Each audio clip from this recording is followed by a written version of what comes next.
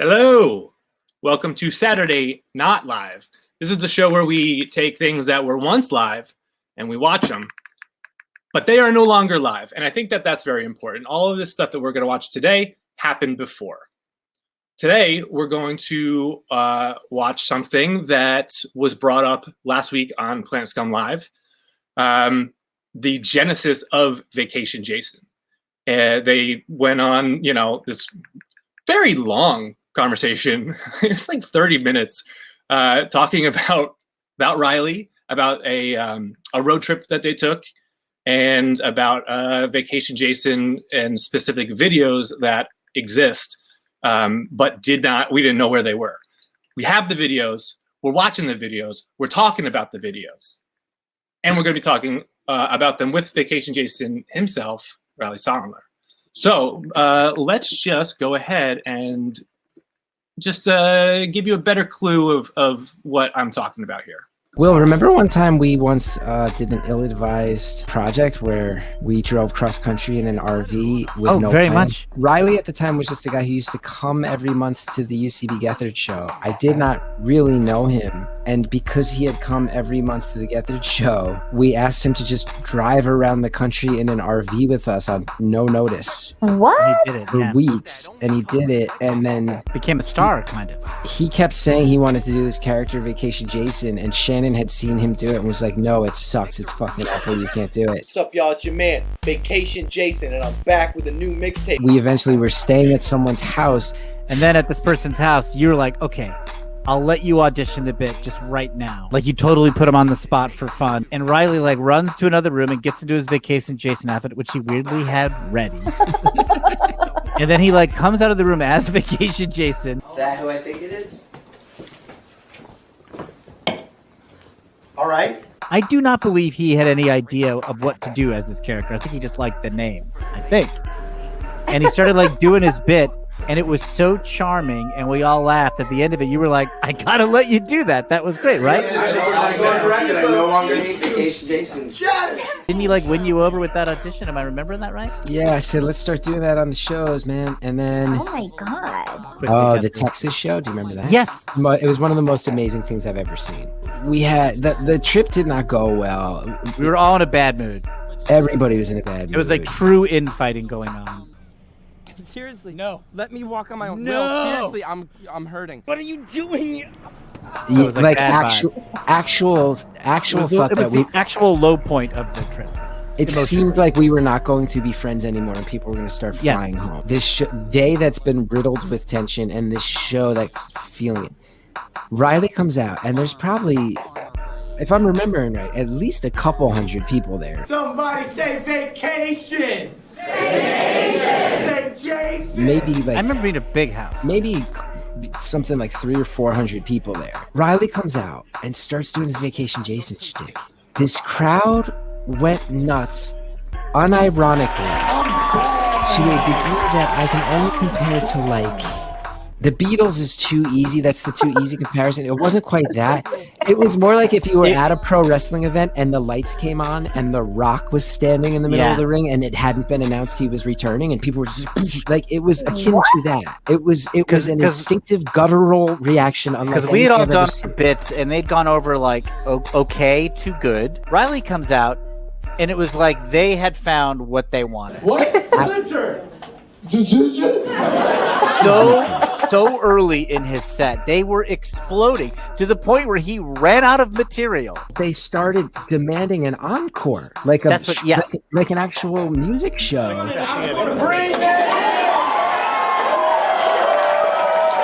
And we got off stage, and they kept chanting Vacation Jason. And it was like, we're all watching this guy. But keep in mind, this was 10 years ago. Riley was a very green performer. He's a kid. They called this motherfucker out for an encore. We're backstage. He's going, I don't have anything else. Nothing else to do. The third time I've done this character. I don't have anything else. I'm like, get out there. He goes out there then. He did something weird. And then he got off stage again. They started screaming again for a second encore, throwing half-full tall boys onto the stage. I'm not gonna say a riot. Danger. They were not gonna leave until he came out. I remember thinking, oh, this is what a real star is like. We are all frauds. And this is what it's like when a crowd actually wants to see something. This is genuinely hard to believe. I believe you both fully. But In the moment, it's like, is this happening?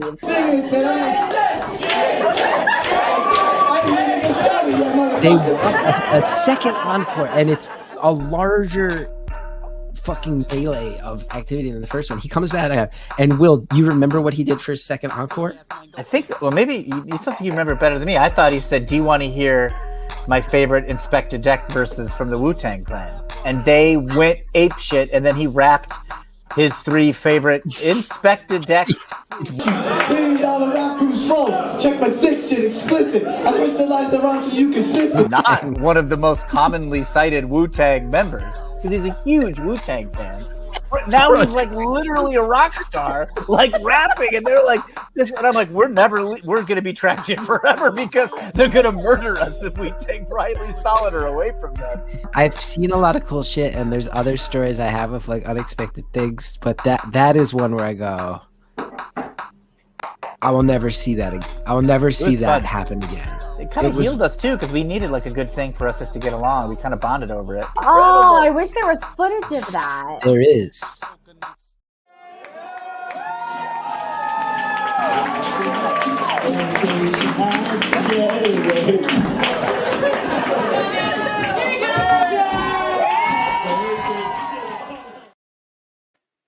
I wish there was footage of that. There is. Let's just go ahead and bring in Riley. Hello. Oh. Hey.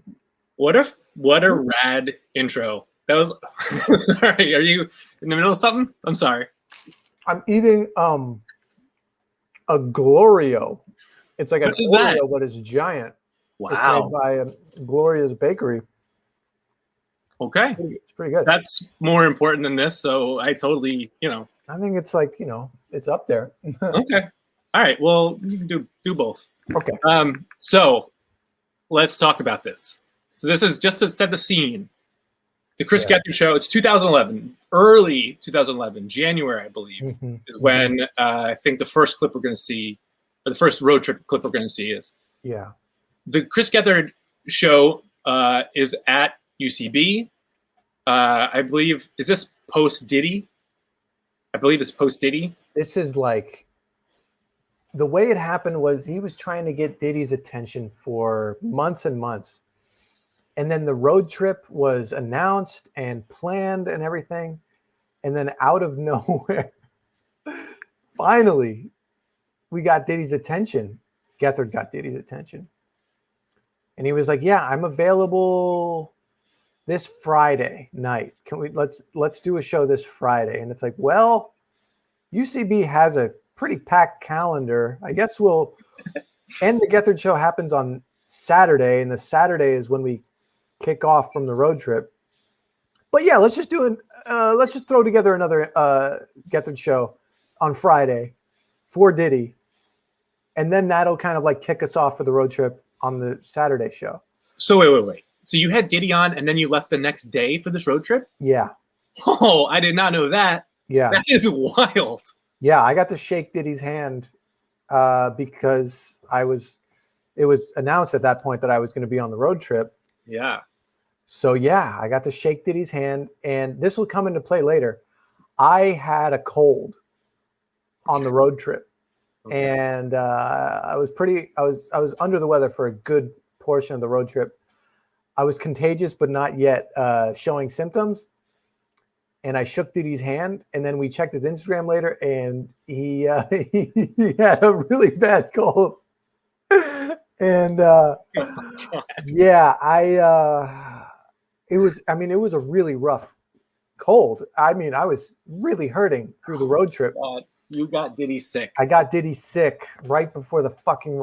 I'm sorry. And then you went on this road trip where Vacation Jason began, but not really. Didn't really begin. Fever dream. Yeah, the whole thing was kind of like a literal fever dream for me. Yeah. So January 2011.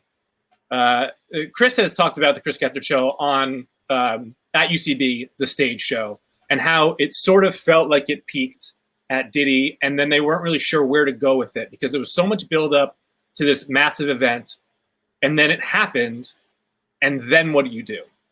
And so that's part of the reason why they wanted to find a new iteration of it. So then June of 2011, later that same year, is when the first public access show was on.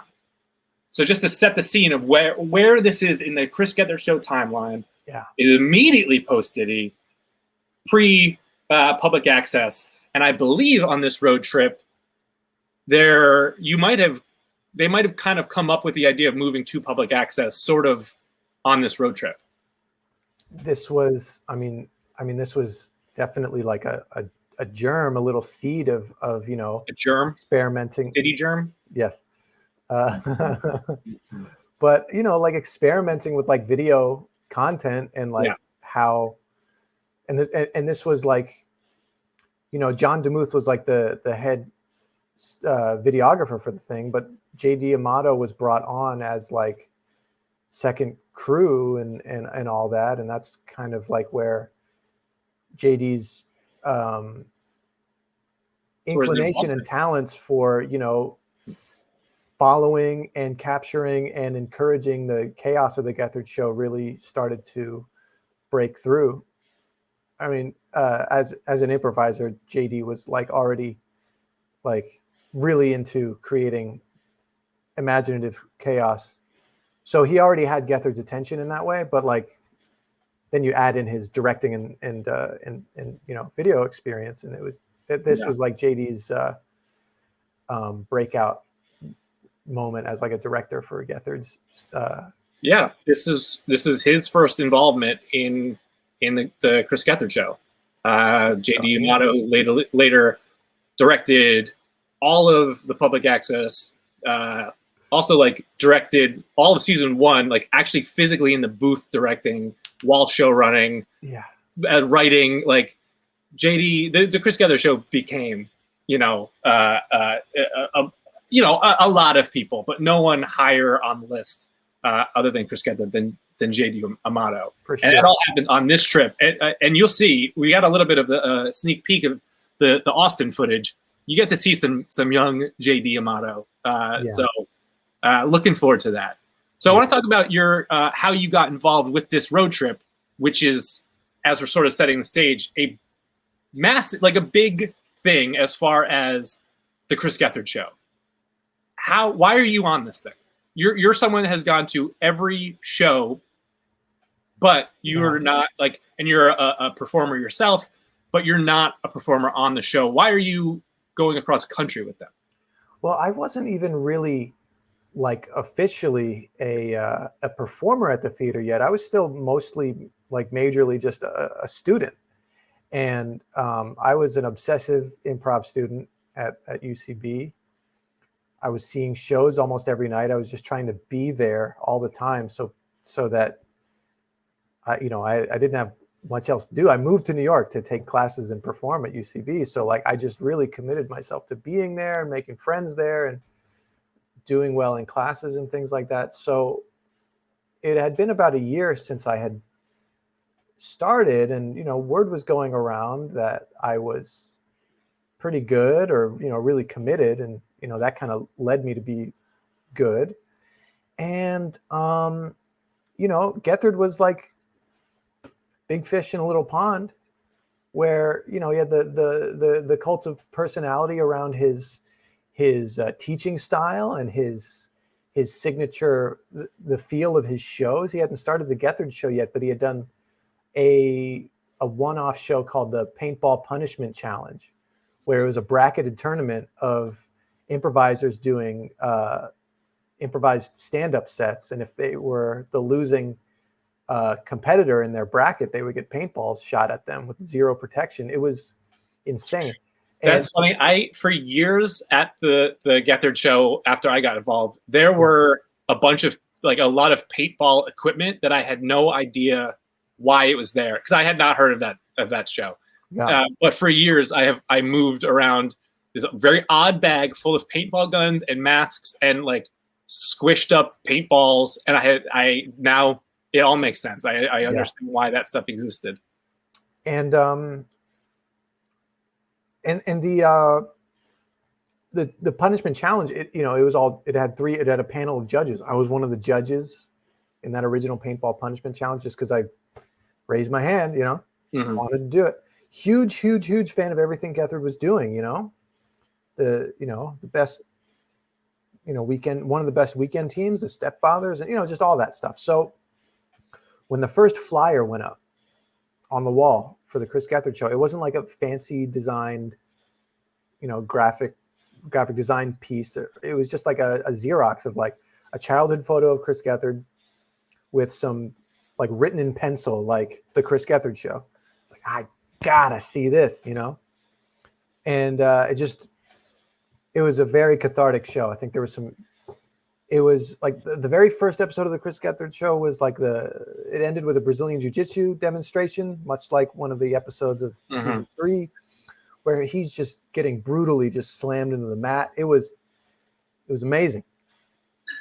And Chris also said, like always says, it was a much different show than what we're used to. It's violent and mean, just like there was a live band on stage. So it just always had this feel of like, oh, something's different in this space that's usually a little bit more kind or, just like cerebral or like, oh, we're trying to see a really interesting show here. This was just like impact, and it really,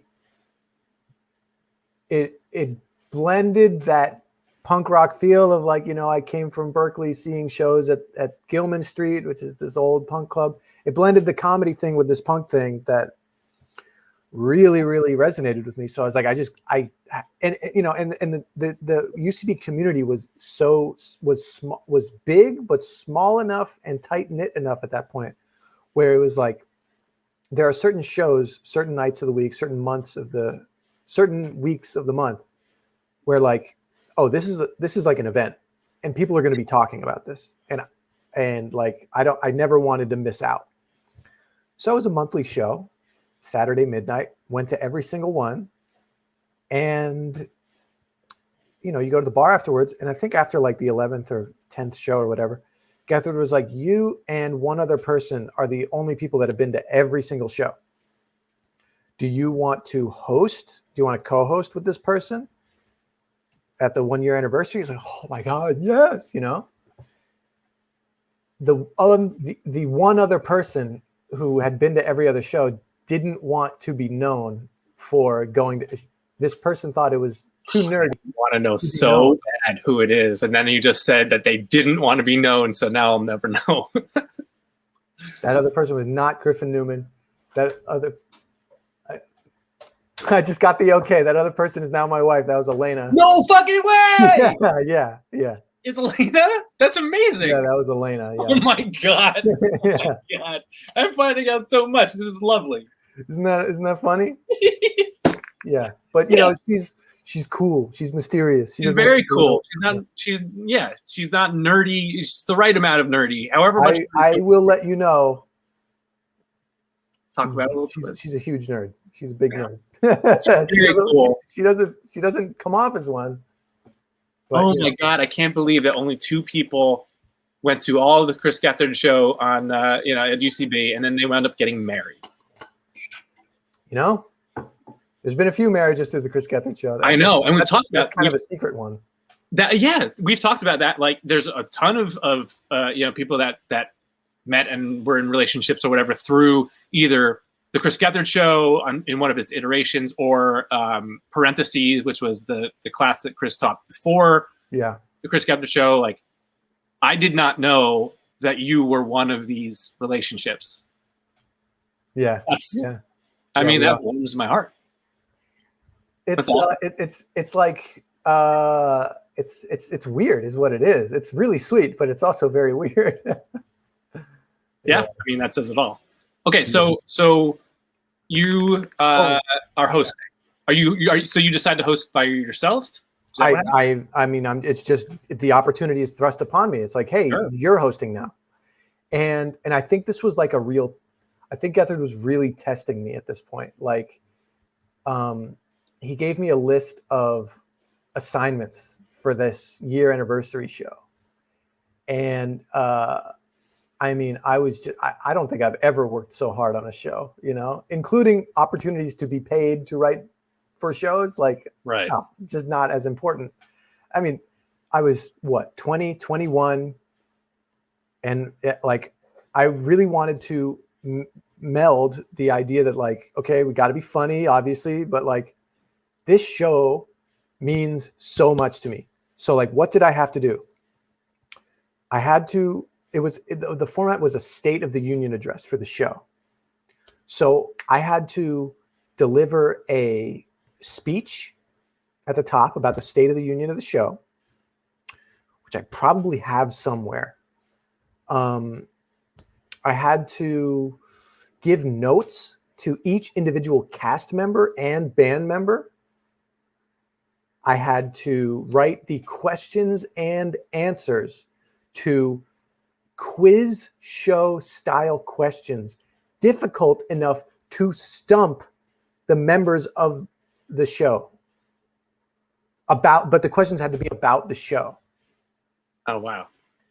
So this is a big writing packet that he's forcing. Yeah. me to do. And like each one, it was like progressive where it's like, I would submit one thing together and he'd be like, okay, this is great. Now do this. Like, fuck, you know? And, but I did it. I mean, Yeah. I happily did it. And, you know, my good friend, Mitchell Stephen Fesh, who was living in Ohio at the time, there's a lot of back and forth correspondence with him about how excited I was to do this. And the speech was pretty good. It came from the heart. The questions were like, I was able to comb through all the Facebook event posts of like what was planned for that month's Chris Gethard Show, jog my memory, and then like write a complete list of like what I had remembered and seen at each Chris Gethard Show, and then write trivia questions based on all those things. It's wild. I remember like Gethard saying something like, "This is borderline psychotic." That's the email, and I was like, ha, ha, ha, yes, you know, That's the sweet spot. yeah. And then what? And then the notes like came kind of easy, but like it was just like a little bit of a roast, you know? Yeah. And but it was hard because it was more daunting in concept than in execution, just because it's like, you know, I know that like it's just a midnight show at UCB, but it's like UCB was my world, and this show Right. is like the crown jewel of that. And now I just got to show up. So if I got to roast them, if I got to do a speech, it was just like a lot. It was demanding, but I did it all. And How'd it go? The show went great. And, you know, the speech resonated, which felt very encouraging. The roast did fine. I mean, you know, Mhm. I'm not like an expert roaster, but like, you know, it's all specific enough and the world is insular enough where like everyone got what I was going for. Mhm. And then the quiz show questions, yeah, like people were like, how do you know this? Like that kind of shit. And Do you remember any of your quiz show questions? yeah, I remember one of them being like, what was the song that the Kung Fu Monkeys played during the dance portion of the Lonely Cowards show? And it was during this one. And if you don't know, Lonely Cowards, this ruined people's lives in like a corny, like, oh, this is high school kind of way. But like Lonely Cowards was an episode of the Chris Gethard Show in the middle of the summer where Gethard said, look, I know you all have crushes. This is like the genesis of like Yeah. Papa Geth's Love Cauldron kind of shit. Right. Yeah. But like this was a social experiment basically with the UCB community where it's like, email me 3 people you have a crush on. We're going to put it in a spreadsheet. If anyone matches up, we're going to reveal the matches live on the show. Okay. And this sucked, man, because like you would there, you know, If it because like, sucked, we don't need to get into it because we do have a bunch of things that we want to watch. Okay. So this Well, anyway, sounds like I a remember- rabbit hole. anyway, I asked that question. Nobody got it right. Gethard was like, how do you know any of this? And then I went like, I grabbed the mic and I got in his face like, fuck you. That was the worst night of my life. And everyone, I got like a big ovation from saying that. That was fun. But you know, it was all like, I mean, he made that to you. He helped you find your wife. So yeah, this is true. overall, I found my wife. And, that's true. That's true. But you guys were in the same place 10 or 11 times. many times. Yeah. Okay, so wait, when is this show though? When is this in relation to the road trip?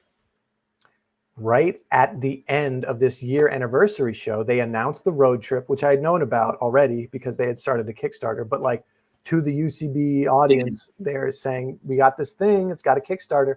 And, you know, because you really proved yourself to be so dedicated to the show, Riley, would you like to come on the road trip with us in January? It was November. So then it was like, in January, we're going on this road trip. Do you want to come? And immediately I was like, yes, yay! You know, and it was like, yeah, it was a total surprise. I think I had even asked like, hey, you know, like, oh, nice Kickstarter. Is there any way I could, you know, he's like, nah. But then at the show, at the end of that show, that's when they officially invited me on the road trip. That's awesome. It was like the biggest deal to me, you know? So we should get into this road trip, but before we do, you have so Vacation Jason, like, became something that the world, you know, at least the world of Chris Gethard Show knew about because of this road trip. Yeah. But it is not the first time Vacation Jason existed. You had done this character for yourself for like videos that you were putting on YouTube. Yeah. Well, even, you know, I'm like a hippie summer camp kid, right? And there's a costume barn at our summer camp. And like, you know, like between sessions, all the kids are, you know, gone home, and a new session of kids is on its way in 2 days. And all the staff have time to hang out and, you know, chill and goof off. And I ran into the costume barn and I found this black button-down shirt with fruit on it, fruit print, you know, and these sunglasses that just kind of look stupid. I put those two things on. I was like, oh, I'm Vacation Jason. And I ran over to my friend Owen and I was like, I'm Vacation Jason. I like to rhyme. How often? All day. And that was the first Vacation Jason joke. And so that always kind of stuck with me. I would just like goof off with my friends over the summer. And then I moved to New York like a year later. And I used to make YouTube videos in my bedroom, started taking improv classes, started feeling like another just kind of like indistinguishable face in the crowd. It's like, fuck this, man. I came here because I built up my confidence doing these YouTube videos. I'm going to make a Vacation Jason video.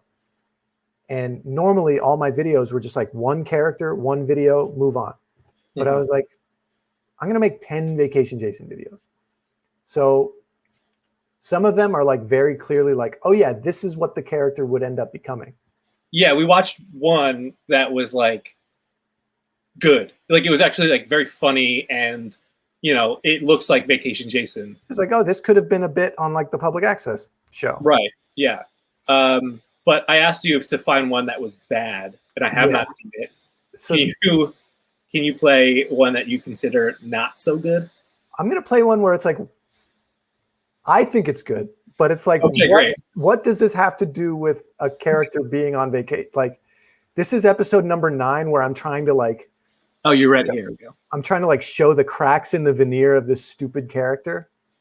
And it's just like, this video makes no sense and I love it. And this is called Vacation Jason Innermost Thoughts. Here we go.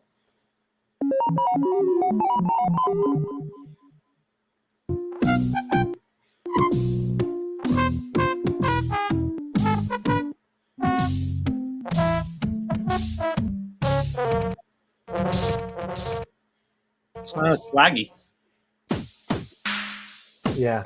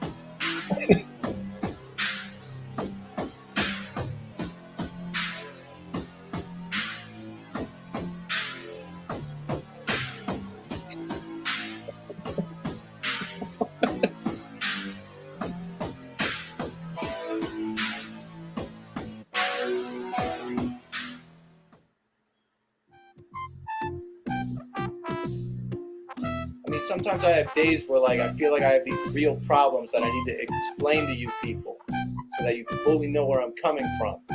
But at the same time, I don't trust you. Like what? You know, I still love I love the format of that video. I love the specific font that I chose. And I just love the idea of looking off into the distance and then just like flashing words on the screen. I think I should do another video like that. That was so thank you, Daddy-O McFlurry. Yes. All right, I'm looking at the clock. We've been talking for 34 minutes, and we're not even on the road trip yet. Oh yeah. We gotta get on the road trip. We should get on the road. We should get wheels up. So real quick, Stephen Premlo said dolphin rides. Dolphin rides. Dolphin rides. I've never seen a dolphin wear clothes, so I guess all dolphins are. Anyway, that's okay. The road trip. All right, so you're on the road trip, and you have brought up this character. Not only have I brought up this character, I will not stop talking about. Like the joke is this character is going to blow you away. Mm-hmm. This is the funniest shit in the world. You gotta let me do it. I mean, my original pitch was like, for the road trip was, look, we're on a road trip in January through the Midwest, through the South, into the desert, into LA. Let me play this tropical tourist character. That's funny for me to be freezing my ass off in bare feet. Like, it's not a vacation. It's a terrible road trip, right? And I send them, I think, another one of the not so good Vacation Jason videos. And it's like, and you know what Gethard said? This is when I knew I was onto something. This was in a Facebook chat. It was I want to get the wording exactly right. He said, this is some of the most annoying shit I've ever seen in my life. And if you do this on the road trip, somebody is going to for real knock you out. Yeah. I was threatened with physical violence. Some of these videos. Yeah. So, you know, but like. So that's how you know you're onto something. Well, it's like my Gethard Show brain is like, Sure. Okay, well, like he's not in control, or he likes to, you know, be in control, but not. And it's like the chaos thing. And it's like, sure. All right. Yeah. So I can be the villain, right? I can be my role as delegated to him was the watcher, which was you know, like, yeah, I'm like this little kid guy, but it is kind of like condescending to be the watcher, to be like the surrogate audience for the whole show. Watu the Watcher? Talking Marvel or no? Yeah, I mean, like, I'm sure that was a Marvel reference for him that went over my head. Yeah, I'm sure it went. But my role on the show became like, we got this kid Riley, and he'll text anybody in his phone anything you want. If your name gets picked out of the raffle, Mm-hmm. you get to pick what he texts to whoever. And it was like, that was a bit on the touring show that you were doing. That was my bit on the touring show, and it was like, oh, humiliation, but it was like so often anticlimactic that it was like, didn't really work. So you knew you had something in your back pocket that could like step it up. I had something in my back pocket, and I kept waving it in their faces. It wasn't in your back pocket anymore. Well, like part of the fun was like, I like how much they hate this. Yeah. Because I know how stupid the character is. I know how bad these videos are. I know how flimsy it all is, but it's fun to play with that, you know? Like, so you did this on the bus for them too, right? Is that correct? Yeah, I mean, there were moments where I would like try to sneak it in. Like there was like a local news show that like, you know, filmed Gethard doing, and like, it was like, we're going to do stuff in the background while Gethard's trying to have a serious interview. Right. Yeah, and that's when I put on my gear for the first time. And, but I just kept hitting this button. Yeah. And, you know, like I remember one time explaining it to Will Hines, and he just did a abrupt 180 and walked away from me, which is really hard to do in an RV, in a moving RV. But he did it. That's how little he wanted to hear about it. Yeah. All right. So that's the scene that is set. I believe I have the right video here. We're going to watch this. They finally crack and say, okay, you can do it. But it's at like it's in someone's living room in Virginia. In a living room in Richmond, Virginia.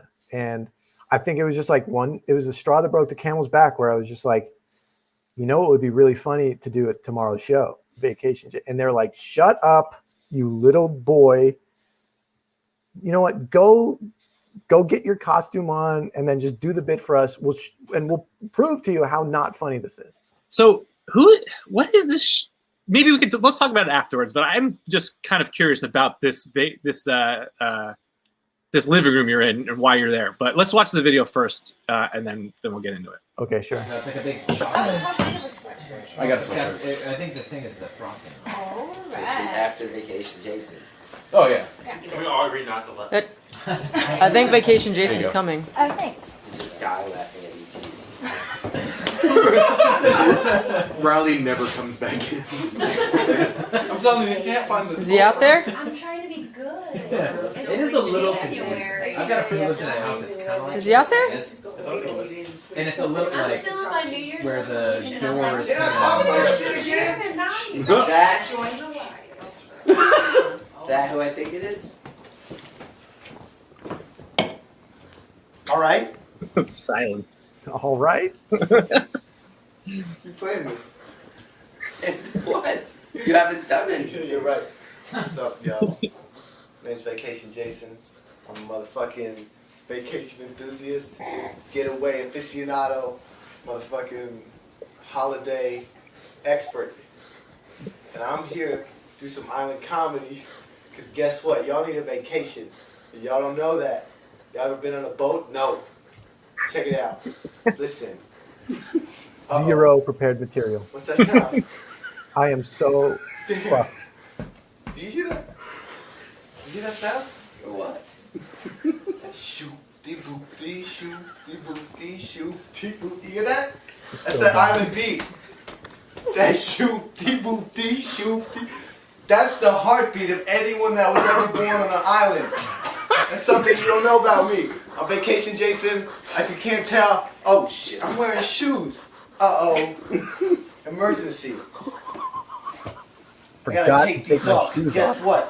I don't do what I do with shoes on. I put on shoes for one reason and one reason only. I get on a biplane, go down to another island. They won't let me on a plane without shoes. Guess what? Sometimes you gotta make sacrifices. That's what my daddy taught me. That's the last thing he said. I think that's where things change. Saying anything. I feel like myself again. Let's get it poppin'. Pina colada. Oh, Mango. Tequila sunrise. Sex on the beach. Is that my favorite drinks? Or is that the illest haiku you ever heard in your life? it's like the one That's joke. right. That's my joke flag. Yo. I've been doing my set in a long time. My man DJ Board Shorts kills it. I'll tell you something about DJ Board Shorts. We've been trying to make a mixtape. Come on, do you hear that? Do you hear that? What? That shoot deep. Going back to it. Shoot, that's my heartbeat because I love y'all. Do you understand that? Yeah, good. I got love for this man. I get what you're saying. I love seafood. But why you gotta fish or kill a fish to eat it? I can't even speak. I'm an environmentalist, man. That's not a joke. That's more of just like I do motivational God, this is speeches painful. in my downtime. You getting this? Check it out. Shoot-dee-boop-dee, shoot-dee-boop-dee. I got lyrics. I got lyrics. Shoot, de boop, de shoot, de boop, de shoot. Oh God, this is so bad, man. Boop, de shoot, de boop, de shoot, de boop, de shoot, de boop, de shoot. Oh fuck. Hey yo, it's the coconut, berry, lemon, tree. It's the coconut, berry, lemon, tree. It's the coconut, berry, lemon, tree. And the synonym and nine, and the synonym and nine. Yo, I tell you, DJ Boy Short tonight. That's that. Okay, it's a work in progress. It's a work in progress. Don't on stage. Listen, we share a bungalow, but you are not me. There are two names on that lease. Think you can find another roommate as good as me? I clean. I let you smoke indoors, playa. Listen, me and DJ Board Shorts have been putting together Coconut Berry Lemon Tree, the mixtape, for 3 years now. Guess what? What? It's coming out summer 2012. Island Jams, Coconut Berry Lemon Tree. As soon as we put the money together, this time we're not going to spend the money on another in-studio aquarium. We're gonna make that mixtape. And guess what? It's hot. It's heat. It's fire. Burn. Coming out. I'm the best damn rapper to ever do the Chris Gethard Show. I'm afraid to say it. I feel like y'all are attacking me right now. I feel attacked. I feel like you're staring needles into my skin. But guess what? I've been to acupuncture. I lived through it. Guess what? I know Eastern medicine. Japan's an island. I've been there. And there we have it.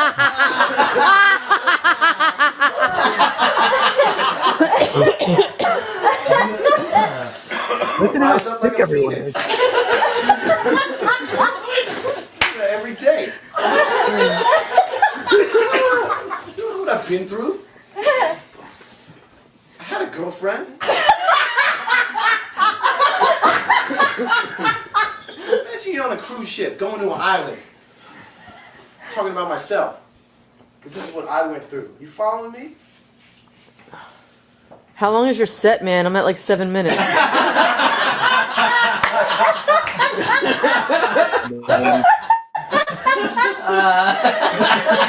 I gotta write my shit down. All right, I just gotta save footage time on this flip so I can do my. Not going online. You gotta come see me live. I'm gonna throw that in my bungalow compost.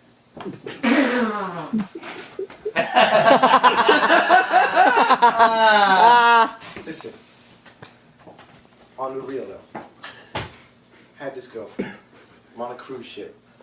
I wake up and on my pillow is a mixtape and a little piece of paper that says, "Don't read this until I'm gone." And then I haven't seen her in like 6 months. My question is,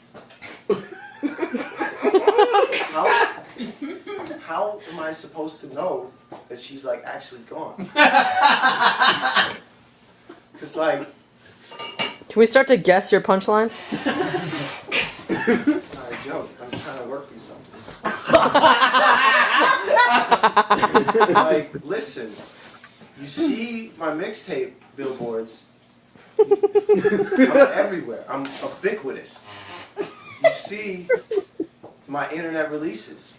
Get at me. I still feel something, and I want. How do you escape a cruise ship? I want closure. You gotta look into your heart, man. What's her name? Emily. Last name? Pineapple.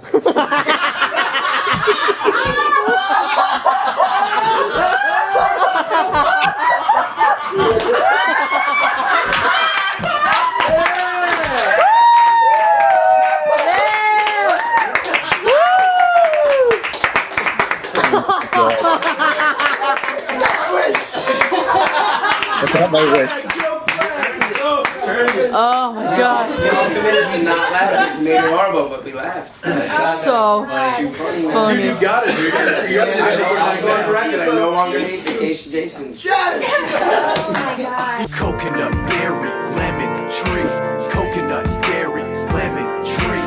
Coconut berry, lemon tree. Let the island flavors set I you forgot I free. did that. Coconut berry, lemon tree. Yeah. Coconut It's like, berry, coconut berry, lemon tree. to be asked to do the anniversary show, and then to be invited on the road trip, and then to be given this shot, and then to actually break them down, like very much just break their will down to the point where like, okay, this is kind of funny. Yeah, I felt like I was on top of the world. You had a feeling that they decided not to laugh, right? Yeah, that was like you one of didn't the hear first them ones- say that.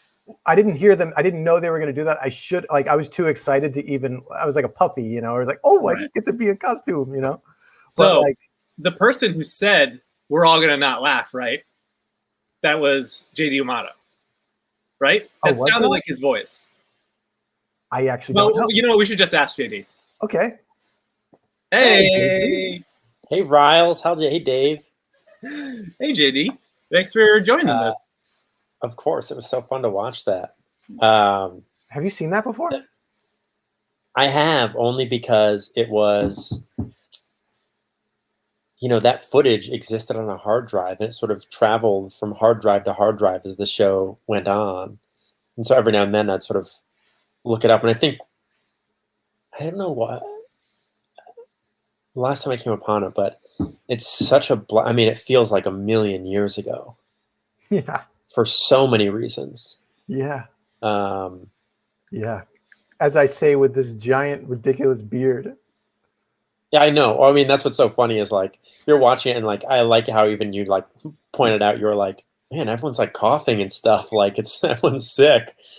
And it was like, I got everyone sick on that trip. Right.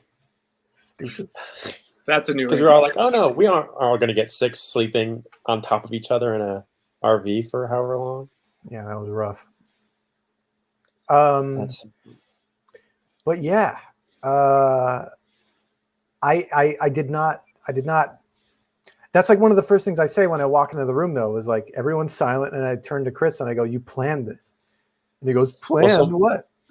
My memory of it, right, is we're in the middle of all this. I was just there helping out with videos. I wasn't. I think you and I were like low people on the totem pole as a part of that whole thing. In fact, you were probably higher on the totem pole of being proximity to the show because you were sort of more of a fabric of it by being at all the episodes and things like that. Like I felt very much as like, I'm just here to help out kind of vibe. Sure. And I remember, there's so much subtext about that, where we were and the experience of that we won't get into on this live stream, but it was just a very unusual circumstance. And, I think we all had that sort of like excited feeling of the highs and lows of this weird adventure. And remember like Will almost like got the RV stuck on the highway, and it was like all this stuff it'd been a wild ride. And so to be at this house and just sort of like feel like we can relax for one night.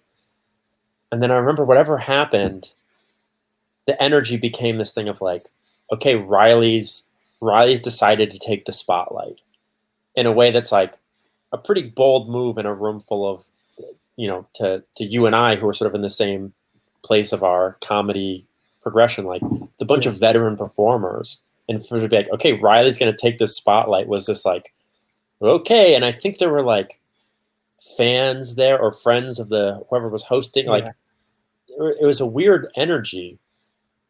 And then when you stepped out, I feel like I remember like Shannon or Chris. It sounds like a Shannon idea to be like, nobody laugh. And then Chris getting on board and everyone was like, okay, no one's going to laugh. Like, we're just not going to laugh.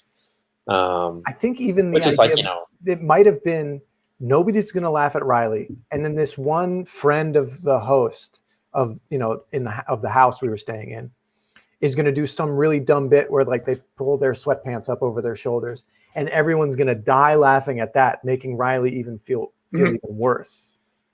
Really? I don't remember that. Yeah. I mean, that sounds like that road trip. That sounds like what they would do. Yeah. To you, who would not let this character go, which right. They were trying to make me feel as bad as possible about even entertaining the idea of doing this character. Which is like understandable when you yourself said you had no jokes prepared. Why were you so confident this was going to work? But I think it was the antagonism. It was it was just like, I like upsetting like we get to see the true colors and that kind of Gethard Show energy by me being that kind of villainous, annoying element. Oh, here. I'll be back in 2 seconds. Okay. Sorry. Sorry, JD. What'd you say? I have cookies in the oven that I have to take out because they're ready. Beautiful. It's been a long week for the. So, can you do you remember what the circumstances of this house? Like, did you stay in this house? I know you had a show in North Carolina the next night, which is what we're going to watch next. Yeah, I don't know how much I want to say. I mean, that is there was a Kickstarter element to this road trip where if you paid enough money, if you spent enough, like there were limited slots at like a premium level of the Kickstarter where like improv theaters would pay for the Gethard Show to do a show at their local theater, and that's how we got a tour. And so the guy that brought this to the attention of the Richmond Improv Theater ended up putting us up for the night at his house. Okay. And then was it kind of like we're here, let's do a little show, for this, like in this person's house? It was just like, we're fucking around, and I kept talking shit about how funny Vacation Jason would be if given the opportunity. So this wasn't a show. This was just like, you're all hanging out at a house and like, okay, that's what I'm saying. Do your fucking thing. That's why it's a bold thing. So it'd be like at a party if someone was like, hey, I'm going to do a character for all of you at this party. And it's sort of like, okay. But that's not what it was, though. It was just me talking about, come on, you got to let me do it at the show. And then Gethard being fed up and turning it into a show that night. Right. But that's what I'm saying is it's like the energy of it was like, this is an unusual thing to be like, pause. Riley's going to go going to perform for us. Yeah. And I think what's special about it is, number one, Riley comes out and there's always already a weird energy in the room. And it's sort of that like laughing at church thing where it's like, oh, everyone's agreed not to laugh. But Riley is like, even in this proto version, Riley's got a charisma as a performer that's like immediately making people giggle. But that the people in charge told us all not to laugh. So we're all like, what do we do? This is ridiculous. And then 99% of people would have given up 20 seconds into this weird vibe. But the fact that Riley was like, nope, I'm going to bathe in this moment is like a really bold, like if you've never performed before, when there's a weird energy, your fight or flight notion comes in. You just want to run. And the fact that Riley was like, nope, I'm here. We're going to sit in this. And even when you can see in that video, like those moments where Riley's like, in his head, you can see him being like, I have nothing, but I'm just going to keep going. It just made it funnier and funny, and it sort of is in so many ways what Vacation Jason turned into, right? Which is this character that like just keeps going forward at full speed, regardless of what's going on. It just so happens that the speed at which Vacation Jason moved forward increased over time. It's really fun to watch that clip because of what you're saying of like, you can see him in his head, but it starts out and it's so awkward because it's like, designed that way. You feel it, Riley, but then you win that with the my dad told me that's the last thing he said. Yeah. Everyone like that were trying not to laugh laughed. Yeah. And like, okay, I can do this. But then it kind of goes down again. And then you kind of again have that like face of like, fuck, what do I say next? What's the next thing I'm going to say? I was just trying to recall any like idea of what could maybe be a joke eventually that I had like stored away, like just walking to the subway and things like that. Like, oh, that could be a vacation joke eventually, but nothing actually written. Was this the same day, or was it the next day that we went and met and hung out with Guar? I think this was the night before we went to the compound where Guar kept all their stuff. Yeah. Stray is saying what I said to JD a couple days ago when he and I talked, or yesterday. Damn, Right. You guys went to Guar. You just hung out with Guar. Yeah, Yeah, we because made like a video in there, like wearing their stuff. Yeah, because they're based in Richmond, and it was one of these things where it's like, this is proto social media interaction zone. I've used proto multiple times already, but so everyone was like, okay, these people are doing these weird video things, and it was sort of like, oh, someone has Guar's phone number, just call them. And then we did, and they were like, okay, that sounds cool. And they were like so nice and so kind, and let us play with all their props, and they showed us how they made everything, and the whole thing was weird. Is there a video of you guys at Guar? Because I know there's videos of this entire road trip, which there is very fun to watch. America Gethard, is what you would search for on Google, I think, right? I imagine they're still up somewhere. But I don't. Maybe just missed it. I just don't remember you guys talking to Guar. You said like you wore their like costumes. You said at one point you're just like in their workshop. Yeah, just like, hey, they just have a warehouse.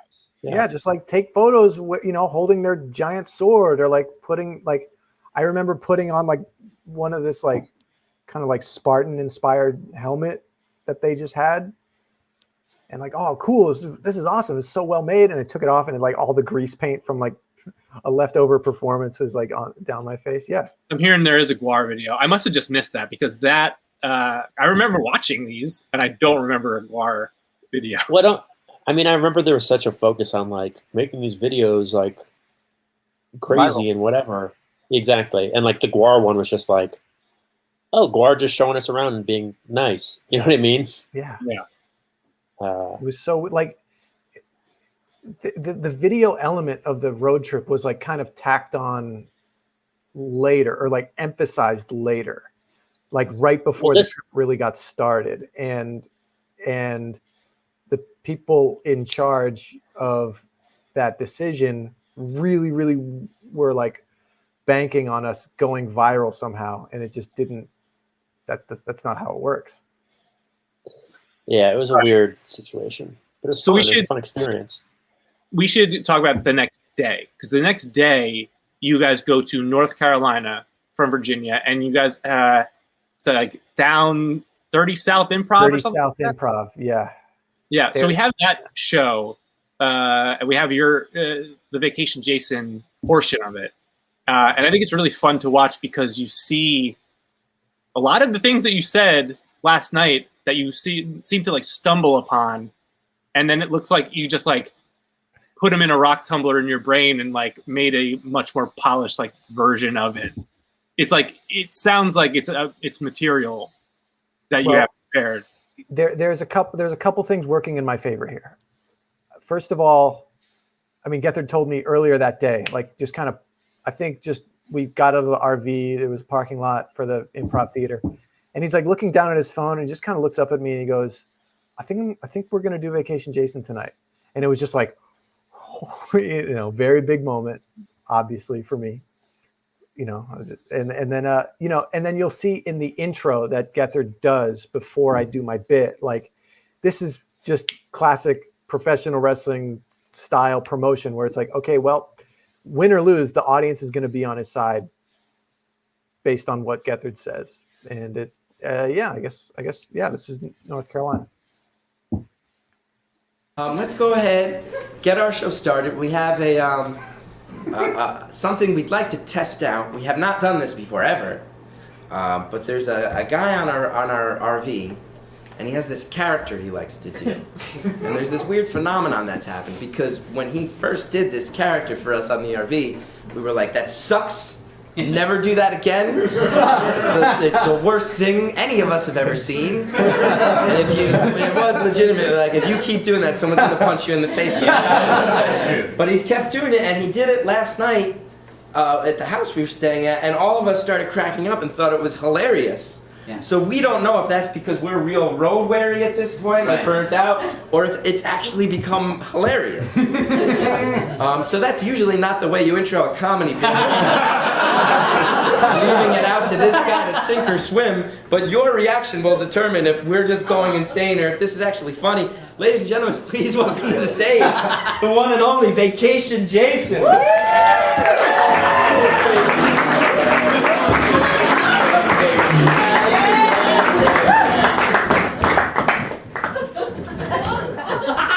What's up, y'all? What's up, North Carolina? Somebody say vacation. Somebody say Jason. Vacation. Say Jason. What's my name? Vacation Jason. Thank you. My name is Vacation Jason. My name is Vacation Jason. I'm a vacation expert. I am a certified holiday getaway aficionado. I passed all my tests with flying colors. That's how I became a vacation aficionado. I literally passed with flying colors. The last test was a kite flying contest. My kite's name was Flying Colors. That's right. Nah, I don't like that. Guess what?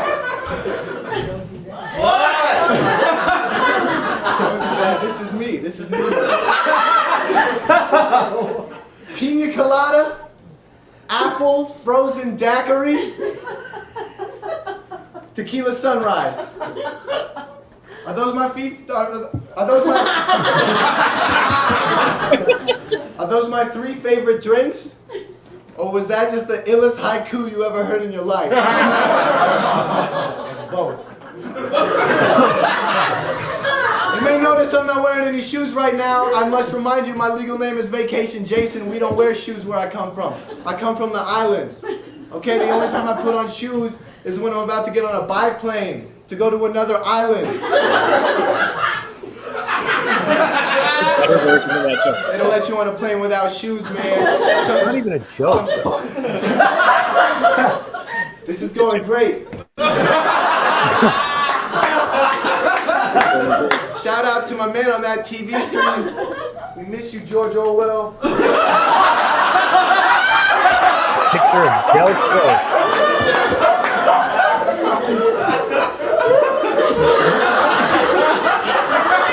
This is my joke flag.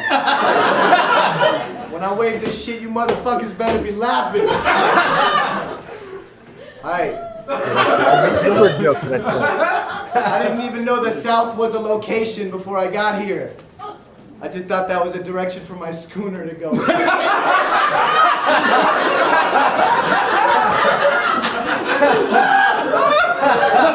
Damn.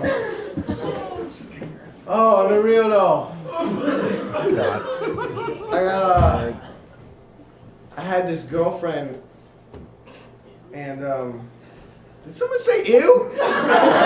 Man, I'll still tell you the story. I'm like, hurry it up, dude. I was on a cruise ship, right?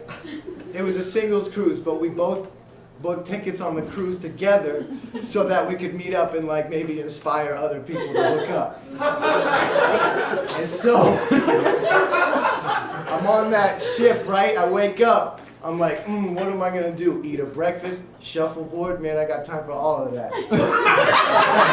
And I roll over, and I'm like, where is she? She just straight up escaped the cruise ship.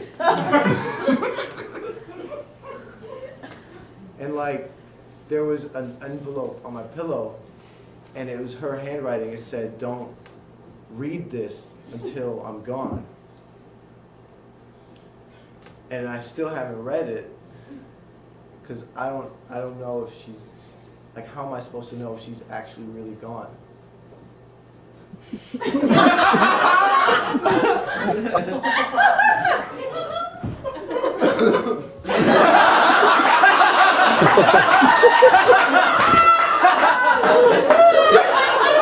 Just playing, man. She's alright. She's on an island. I should have asked you how long this was. No. You guys hear that? What's that noise? I know what that is. It's that shooty boopty shooty boopty. Hear that noise? You don't have to do that. That's cool. Much appreciated. Just bossing everyone around. That's that island beat. That's the sound. That's the rhythm of the heartbeat of anybody that was ever born on an island. Who here was born on an island? Who here was born? Oh, we got a bunch of landlubbers in the audience. A bunch of landlubbers. I love you though. Shooty boopty. I got lyrics though. Now we can do the shooty boopty. Here we go. Oh, I'm like crawling out of my skin. Raps. Cause it's the coconut, berry, lemon, tree. The coconut, berry, lemon, tree. The coconut, berry, lemon, tree. It's shimmering.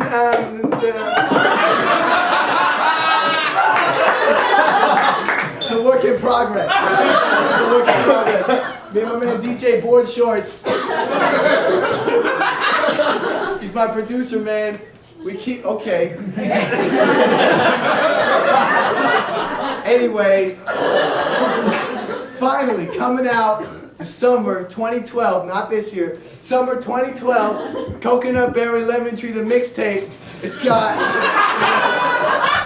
me, it's got DJ Board Shorts behind the ones and twos, Lil Biplane, it's got Buggy Dune, we got Wave, we got Aloe Vera featuring a boat, we got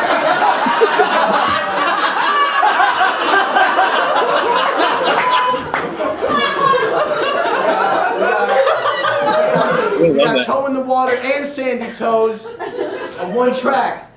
So check that shit out. That's just a little promotion. So, and I think that's it for me. Vacation Jason. Vacation Jason.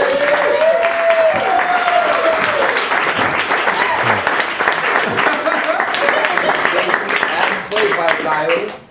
I think at first they thought it was really funny, then they were okay with it, then they really, really hated it for a long stretch. And then in the end, I think they liked it again. I always win them back. What did I say? What was that? I always win them back. I always win them back. Jesus Christ. What I think's sort of amazing about Vacation Jason, right, is it's the evolution of a character, but you probably have every stage of it on video. You know what I mean? Like, that's a sort of rare thing to see, like, all of the steps that led from a little character in a YouTube video that you did yourself to something that is like, you know, the, like, underline the fictional character on, like, a television show. It's crazy. That's sort of cool that you have all of those data points. So it's like, yeah, that's how you can see it evolve. I mean, yeah, I mean, I'm sure I've talked your ear off about this before, but just like the fact that it's there's proof that it's my character. Like, people think sometimes that, like, oh, it's just something he started doing on the Gethard Show, but it has this whole line, this through line, and like, I don't know, there's just something, it just always makes me so proud that, like, I could bring my thing to this show that I love so much. Here's something that I particularly love about Vacation Jason that I don't think is said very often. And it was a thing that initially was sort of like a really Riley kind of moment. And then in retrospect, and I think in the moment I began to appreciate it, was actually like the superpower of Vacation Jason is that it's not like when when we had a TV show, right, we had to schedule everything and plan everything down to the word. We just weren't allowed to do anything else. And we would try to find ways around that, but it was really hard because you had a lot of people who were having oversight of this thing. And even though our show was crazy and off the rails and there were aspects that were improvised, we would really have to say, okay, here's where this is going to go. Here's where this is going to go. Yeah. And Vacation Jason was a character that when he was on the show, no one wrote a script for Vacation Jason. There was never, here's what the beats are. Like, exactly. It was sort of like almost explaining to Riley to tell Vacation Jason, here's roughly what's going to happen. To the point that even like in rehearsal, if you weren't in the full costume, you couldn't really do Vacation Jason. We wouldn't see the full performance. We would see Riley doing an impression of Vacation Jason, but it was like, it's going to be different when Vacation Jason shows up. There were absolutely moments where it's like people who hadn't been writing for the show for very long were like, I don't see it. Right. I don't get it. Like, why does this guy get so much time on the show in rehearsal? And then it just all came together in costume and with, I don't know. Right. It was like Beetlejuice. It's like, no, when he shows up, he's on and the show is his. But it's so funny to watch the early video, right, of you doing it in Virginia at this house with all the sort of levels of trying to work it out and all of that thing. And then to be like, that Riley doesn't realize that 6 years later, you're going to be like on live TV with like huge celebrities, like rapping to Method Man. Yeah, rapping to Method Man, and like the focus being on you, and the charisma and the thing that is grabbing everyone's attention in the audience being you, and the thing that's driving a TV show is you in that moment. And it's like you having more of a magnetic energy on screen with like huge celebrities. And that not phasing you. You know what I mean? That not being like... it phased me. It, like... Right, but, it didn't but not phase phasing you Jason as a performer. Sure, it could phase Riley, but Vacation Jason, there was no hesitancy, Sure, yeah. Like even like the Comedy Central pilot. Where just like... I think... Like, I was downright, like, on camera, in character. I was pretty, like, actually dismissive and rude to Michael Cera. I was just kind of like, yeah, whatever, he's over there. Yeah. I don't know. It's just like getting into that character. It's a combination of things. It's me knowing the character and giving myself some kind of unspoken permission to go beyond what I would normally, how I would normally behave as Riley. But it's also like, it's like such like such a secret ingredient of it was the fact that it was the Gethard Show. And the fact that it's like, this is the show that I can do this on. This is the show where like, we're expecting some kind of subversion of convention here, and to put down the host and to dismiss the celebrity guest and to just play to the crowd in this really hammy way. It's just like a kind of a perfect storm. And I did the UCB stage show, and I thought it did pretty well for a UCB stage show.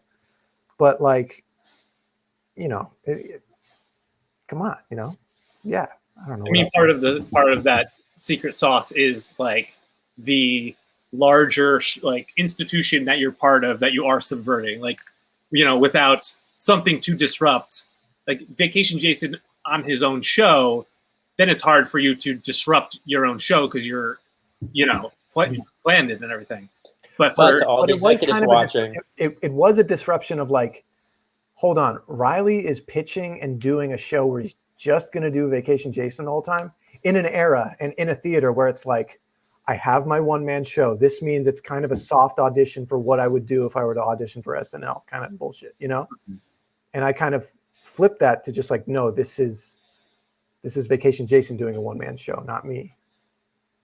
It is really funny to think about you doing a Vacation Jason impression, like JD said, because in rehearsals, like there's a lot of stopping and starting.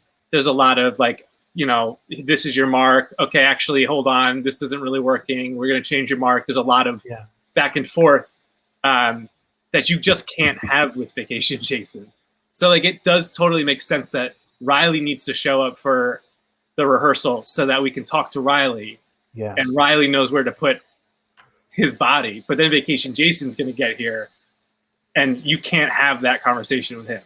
Like, I almost imagine Riley would have to like go backstage and like go into a fugue state, and then you'd see like a dark room with like 2 chairs, and Vacation Jason's chained to the wall, and Riley's like, "Listen, here's the things that you have to know, and I know you don't want to hear them, but I'm going to explain them to you, and this is going to benefit you if you listen to these things."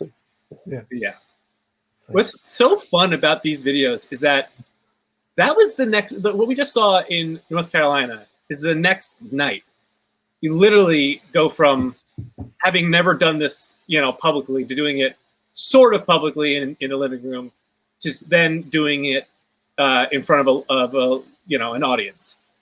What we've been building towards is Texas is an Island. That's your show in Austin, where Vacation Jason just kind of took over. Yeah. When was that in relation to the North Carolina show?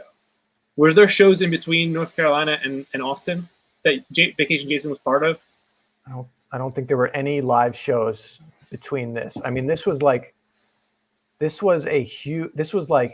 the RV was a pressure cooker of just people with varying degrees of bad mental health, outside influence of UCBcomedy.com telling us this needs to make money or else it's a huge failure. And just like our personal convictions of like, this has to be good, Mm-hmm. And it was all, and like, I'm sick. Everyone's mad. JD's sick. Gethard is going, I shouldn't say the word crazy after all this, but like, he's being a fucking dickhead is what's going on. He's like starting to develop his own kind of cocky character where he's like, I'm the boss of this shit. I'm running this shit. Like none of you would be here if it wasn't for, that kind of like facetious, but like there's like a little too much, like it just stings to hear it because it's like this guy's being a fucking asshole, and he's the boss of this trip, He has a line that he says in the video where we kick him off the RV. That's like actually one of my favorite lines he's ever said. 'Cause it's like such a funny character line. It's him walking away into the distance of a highway alone. Now mad at me, the only person left with him, and just in the distance talking to himself. He's sort of shouting to the world. He goes, "Everyone's an asshole except for me." And it's like that was the character set up. This is after Will physically took him off of the RV, threw him into a pile of mud, got back on the RV and drove away. And then I'm the only one on the side of the road with him. And then he starts going, "You planned this. You're not on my side." And so he's doing this sort of funny speech where he's like, "I don't have anybody." And so he's walking away into, no man's land.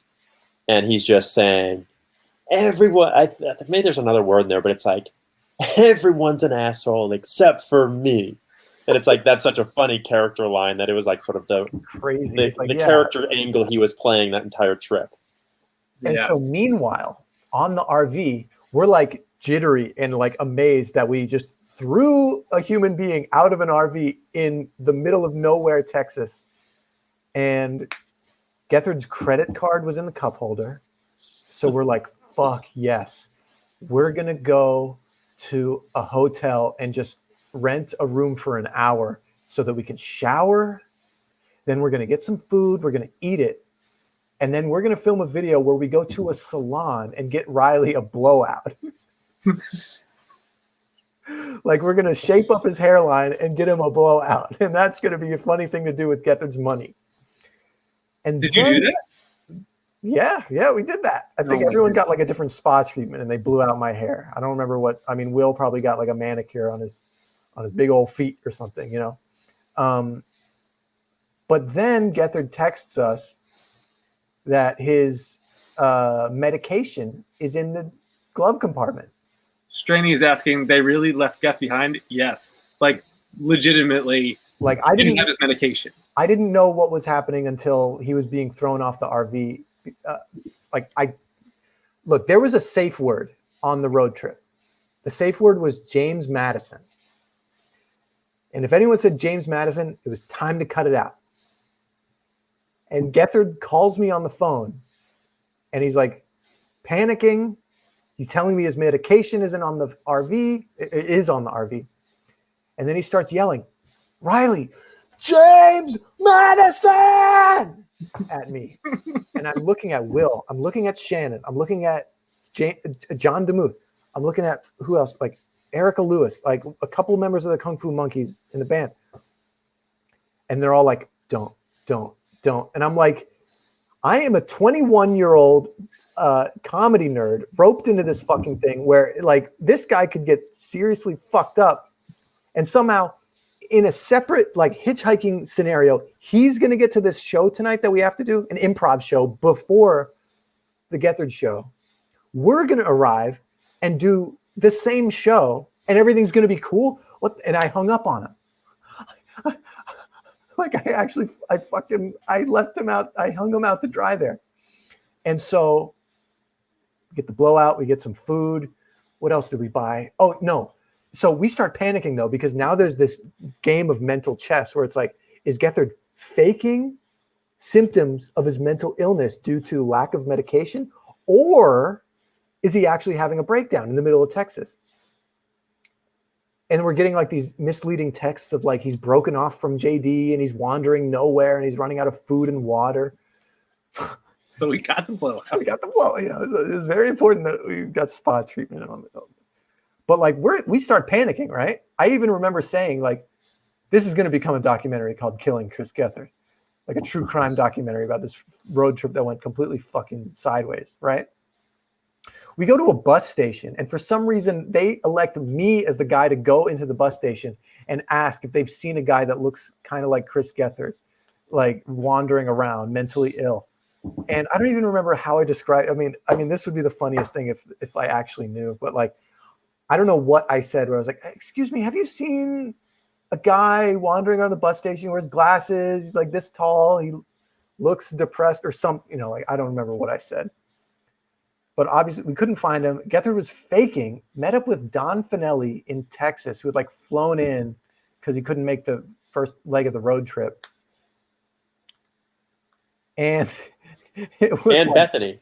And Bethany, holy shit. Okay, so it was Bethany Hall, Don Finelli, and Chris Gethard billed as the Upright Citizens Brigade, and you, JD. The four of you. And I was in like 301. I was like 3 classes into taking improv at that point. Okay. So the pre-show before the Gethard show is these 4 individuals, 2 of them off of an airplane. The 2 others are like managing this crisis, and you're billed as the Upright. Like they didn't say like Upright Citizens Brigade Touring Co. They called you the Upright Citizens Brigade, which is so funny if you know who the UCB4 are. And you guys did we got to the venue right as your improv set started. And I remember the suggestion, it was like, can we have a suggestion of anything at all? Complete silence. This Texas crowd had never seen long form improv before, or maybe like a little bit from the New Movement Theater, you know? Can we get a suggestion of anything at all? Beat, crickets, pizza. I don't remember any of this. That's so funny. You guys did like a 45-minute improv set on pizza, and it was so bad. It was like miserable. Even with Chris Gethard, one of the best improvisers in the world. But like he was, going through a lot, and you were in 301. Don Finelli's great, but he just got off an airplane. Bethany Hall, I don't know when the last time she had done improv, but it was like not ideal.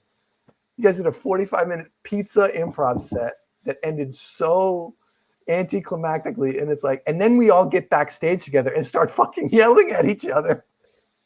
And I remember I was I think you and I were so just, it almost felt like so overwhelming because the whole thing was so overwhelming. And it was like all these people who were respected yelling back and forth at each other and everyone feeling like they were slighted by the other one and everyone feeling like everyone else went too far. And I remember at one point,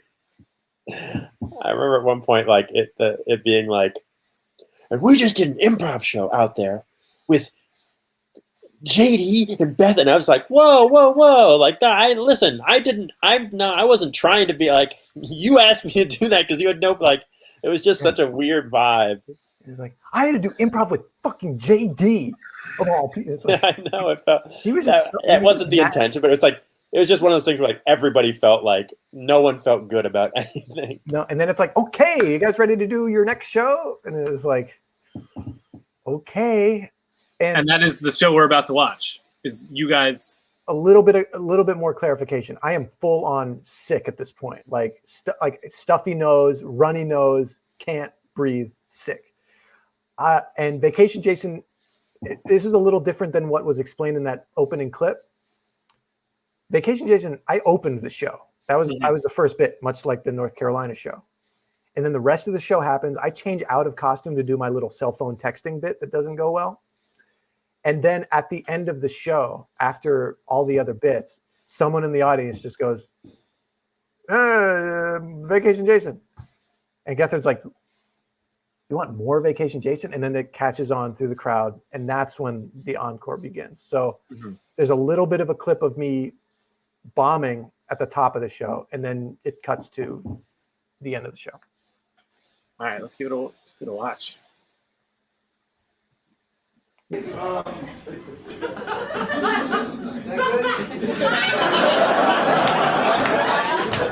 personally don't think so, but we'll see what the audience thinks. Is that how you're ending it?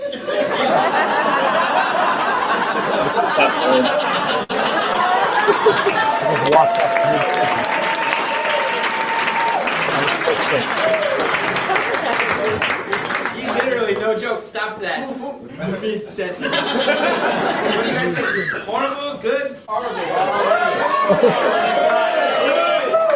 Not good. Horrible. Horrible cheer. Mediocre. Good cheer. Vacation Jason. Maybe Vacation Jason's cooler than we thought. Thank you guys. What was that?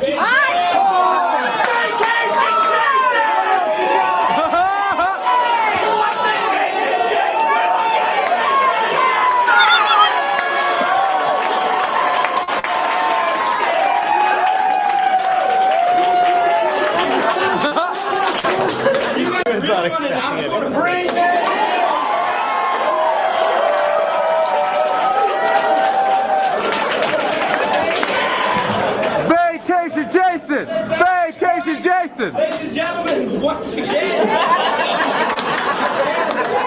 I'm like changing as fast as I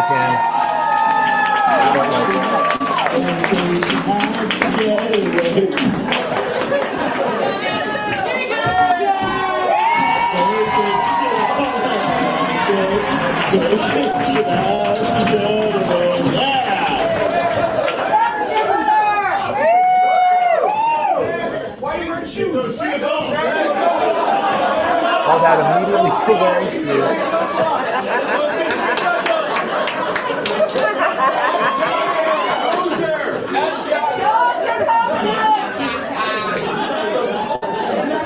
Jump to these boots is on.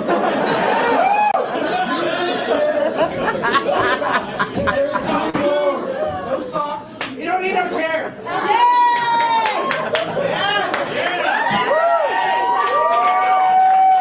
I remember being on stage, and you can't really see it in the clip, but I take my shoes and socks off, and then the moment I grab the crotch of my jeans and pull it up, that was like the ovation.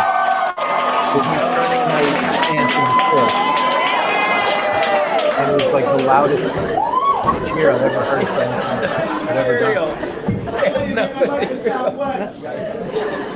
Southwest, man. I'll be honest though, I didn't even know know the Southwest was a location until a couple days ago. I just thought that was a direction for my schooner to go in.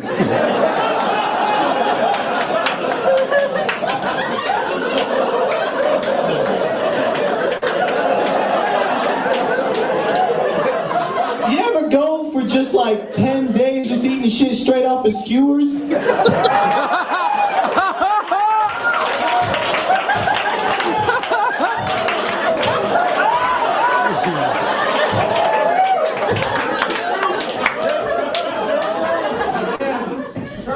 What's this, a mic? I like coconuts, but whatever. Man, I'll tell you what.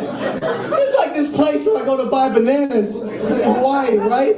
But I'm like, why take bananas into Hawaii where you could just eat star fruit all day? Because Hawaii's got star fruit.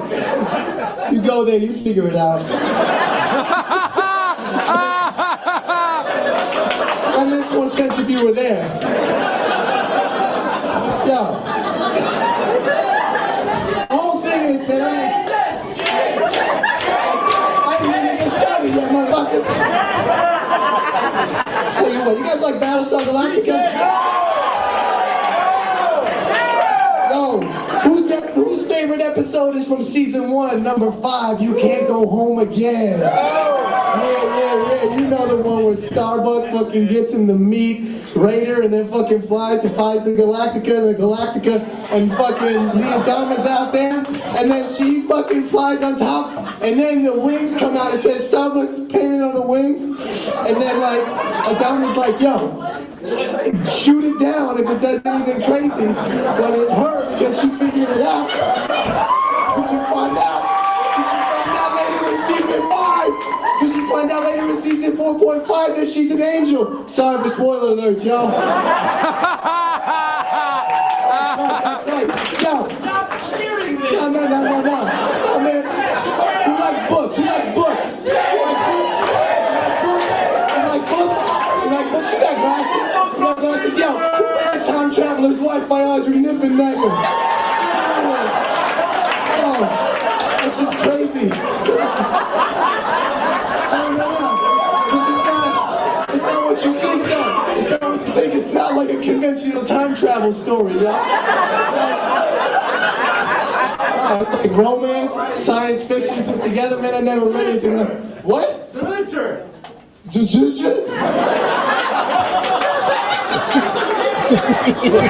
so funny. That's right. I can tell you I needed a vacation up in here. That's right. Yo.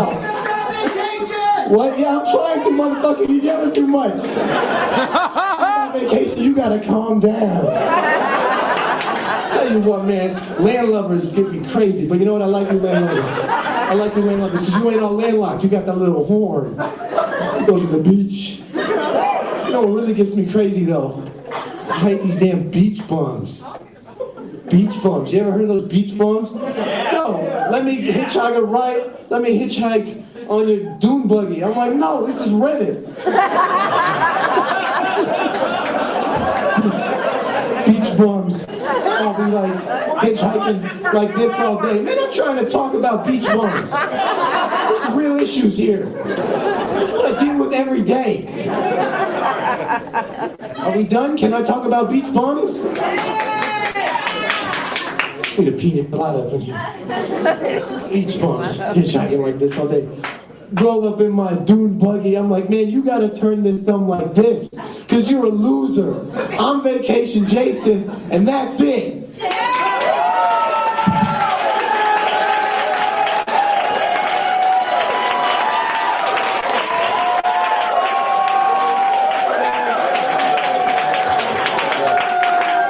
I'm bad. I'm bad, Chris Gethard. What's up? I got a mixtape coming out summer. That's true.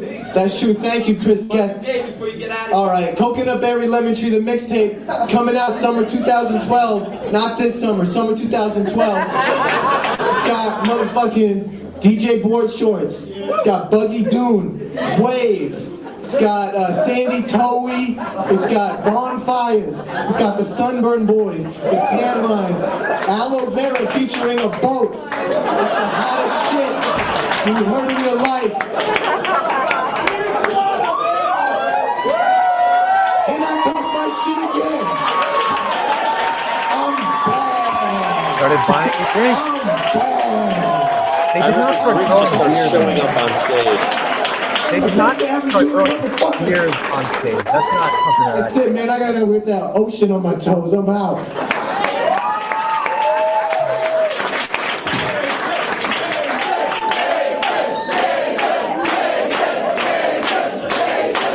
I can't believe what I just saw. At all. What was that? Text. His phone. That's a different guy. That was right. This is Vacation Jason. I don't own a cell phone. I just yell into a conch shell.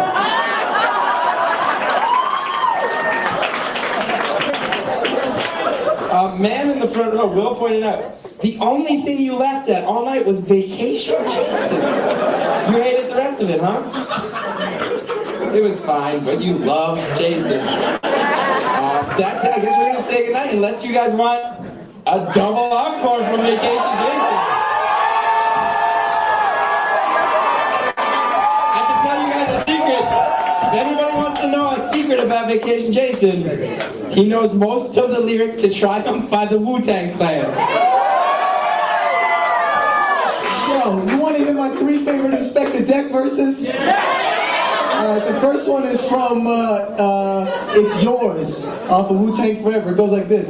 It's only natural. Actual facts is thrown at you. The impact, the blow trees back, and crack statues. $1 billion rap cruise phone. Check my sick shit, explicit. I crystallize the rhyme so you can sniff it. Relive this. Did it that slow, consider crooked eye. No surprise, bubble stick up. Put 'em high, rebel, I outlaw. Split second on the draw. Blow the door off this shit like bricks to C4. It's yours. That's it.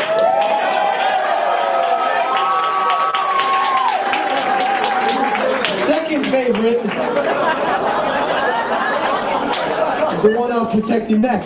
You know, the originally used to call Inspector Deck the set-off man because he would like set it off at the front of the song.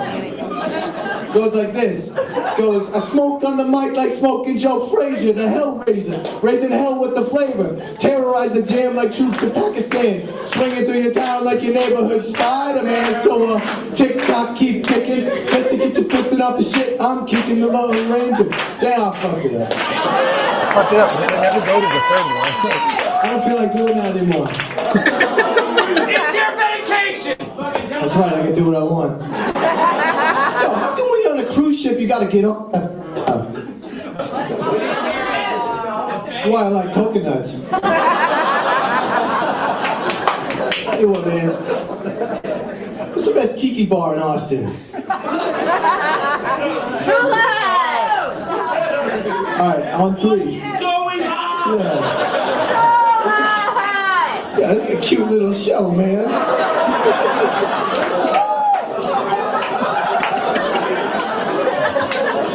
Yo, what month is it? What month is it?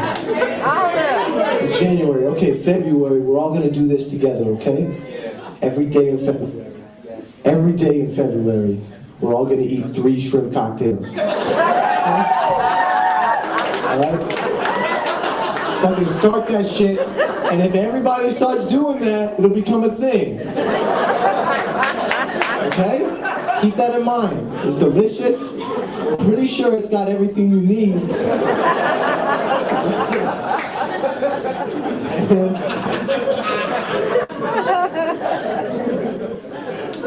Man, got beef. What do you want me to talk about? Spring break. Spring break is not a person, motherfucker. Spring break is what I live for. Women. Oh, I got this girl.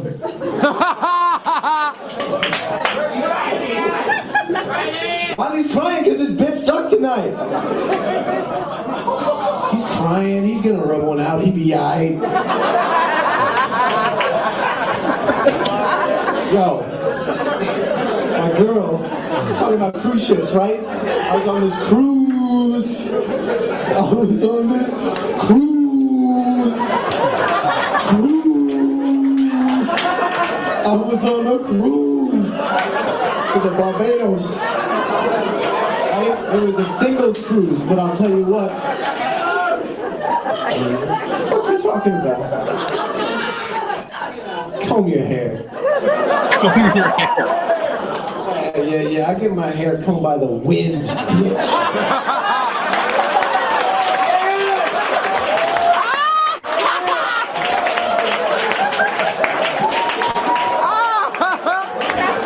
Talk my shit again. I was on a singles cruise, but hold up. I was on a single cruise with my girl, Emily, because guess what? We like to buy separate tickets, get on the cruise at separate times, hook up, and then like, that'll inspire other people on the cruise to hook up. Yes, it is dirty. I don't see anything wrong with that. Anyway, I woke up one day on the cruise. She was gone. What? It gets worse. There was a note on her pillow where she used to lay. Said, it was an envelope and it said, don't open this and read it until I'm gone. Like, I haven't read it yet. It's been like 6 months. I don't know if she's actually, like, if they quit playing, you know? Is she gone? Does that happen to people? I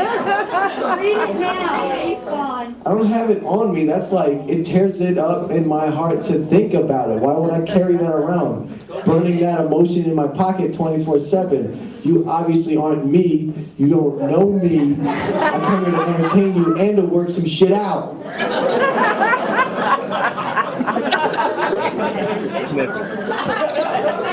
How come, yes, I am wah. That's hard shit to go through. What's my name? No, your girl's name. Emily. What's your last name? Pineapple. DJ Board Shorts, you set him up, I knock him down. So man, DJ Board Shorts, me and him write all the beats together. We write the beats, I lay the track down. We release mixtapes every 10 years. The reason we release mixtapes so... What? I'm trying to drink. I'm also trying to... How long have I been doing this?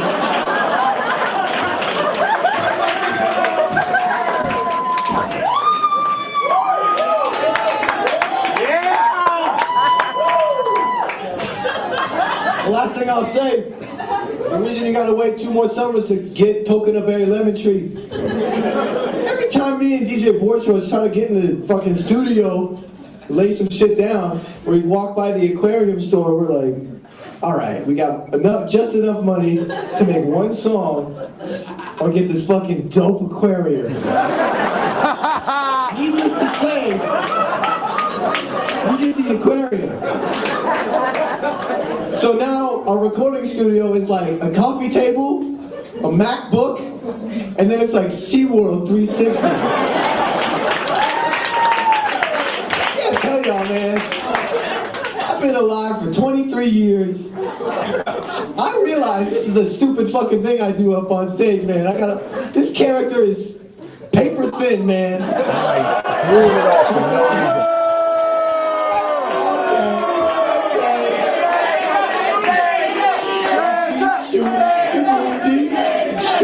Now they love me. Now they love me, Chris Gethard.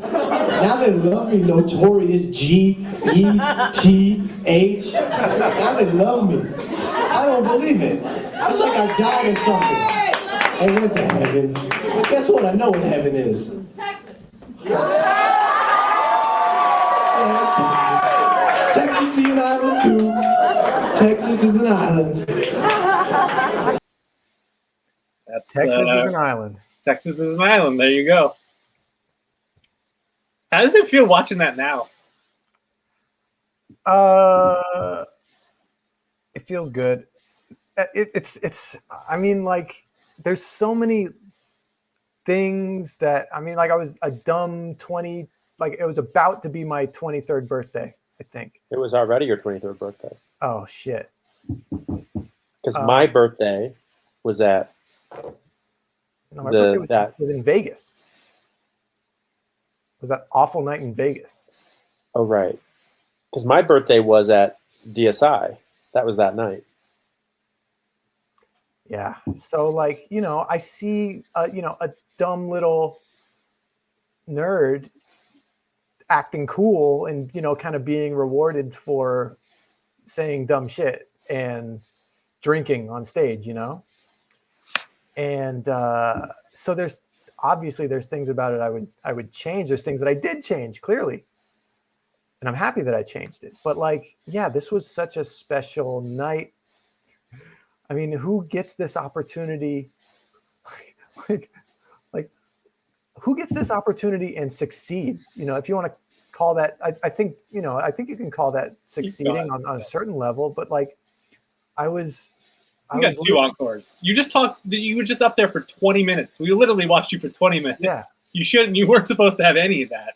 No. I would call that a success. Yeah. But, you know, like my comedy critic mind is saying like, well, like a lot of the jokes weren't actually, you know, you can nitpick it, right? That's what I do. But like, it was just like something really special was happening to me, for me in that moment. I mean, it's, again, like we've covered it. My favorite show, my dream come true, my character, this once in a lifetime opportunity, this crowd that just got in on the joke, you know? It's just like this perfect storm moment where just like, I don't know, it was so fun. It was so fun, you know, and then like the myth of the character and the performer starts getting, you know, sent back to New York and people are going, wait, what is who is Riley again? What's going on? It was just like, it means so much. It's funny that this means so much to me, but like, yeah, it's all connected. This show that we all have such intense ownership over, like this was how I carved a niche for myself in this spot, in this place. Yeah. It's my kids are making noises. It's really special to watch. It's special because of just like knowing all of what went into it. It's just this like moonshot that shouldn't work. And like 99 times out of 100, it doesn't work. And it's just like, we just got to watch that one time where it fucking crushed. And yeah, I mean, you absolutely rose to the occasion. Like, we saw you do most of the jokes that we like had seen already. Yeah. But you still came up with stuff like, you just told the guy to comb your hair. Yeah. Which is a weird thing for you. My hair. He said comb your hair? I said comb your hair. And then he said comb your hair. And then I said, yeah, I get my hair combed by the wind, bitch. Which is just like, that's real. That made me actually spit take when I watched it the first time. It's just like, that's just how Vacation Jason works. Yeah. It's just like incredible bravado. And I just don't know where it comes from. It's so frustrating that I don't know either. It's so fucking, it's been extremely confounding all this time to know that somewhere within me, I have this power, I have this dexterity, I have this charisma. And the only way I can capitalize on it is if it's like these very specific circumstances and I got to play the dumbest fucking character. And like, I can't seem to access it in many other ways. I mean, Klon is a pretty good example where I got close, but it's not verbal, you know? And I just don't have that verbal bravado elsewhere. It's just, it's like, I mean, and then, you know, like, especially like kind of sacrilege to like being like a legit performer, I guess. I don't know. But like even like New Year's from 2019 to 2020, New Year's Eve, Gethard did a stand-up show in Brooklyn and invited me to come on as Vacation Jason and do a thing. And it's like, it was another moment where like I had barely anything and I just crushed. I had one joke about being a Pez Katarian, which is I was only gonna eat. It's all in the name. I was only gonna eat Pez out of a fish-shaped Pez dispenser. That was the only joke I had, but I went for 15 minutes, crushing pretty consistently. But it's like I can't crush like that unless I'm on stage doing it with Gethard as the straight man, you know, like that's not true. I've done other shows, but it's like it's just like I mean, Gethard's one of the best improvisers ever, so like it's so easy for me to just say something stupid for him to react in a way that sets me up to say another. It's just improv, dude, you know? Improv, dude. Do you have, so you were doing those videos that were Vacation Jason, when you first did Vacation Jason. Yeah. Are there other characters that you had done just in your room by yourself that you were close to being like the thing that when you got your shot, you're going to break out this character? Like, was there in your brain, was there competition with Vacation Jason or like, you know, one of your other characters? Or was it always in your mind, like, if I ever get my shot, this is what I'm going to do? The short answer is no. I mean, it's a combination of like the origin of the character being this summer camp thing where it's like, I'm making my friend laugh by bugging him. Mm-hmm. And then from there to the videos I made, where it's just like, fuck it, I'm making this to feel like myself again. And then posting them on Tumblr, and then Dan Chamberlain saying, hey, I saw your videos. Do you want to do a live bit on this show that I'm doing at Legion Bar in Brooklyn? Like, oh, thank you, man. Yeah, I will do. That was like the one and only time I did Vacation Jason live before the road trip. And so like, okay, this maybe sort of kind of has legs. These other bits that I do, I don't see how I could do these live.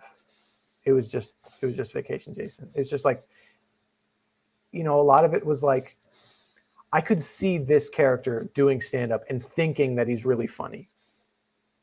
And that gave me the mindset of like, well, I could write corny jokes, and as long as I act like this guy thinks that he's funny and relatable or whatever, that will kind of play off as the irony of like, oh, these aren't actually funny, but this mind going through like these double negatives of irony may sell it as funny to the audience.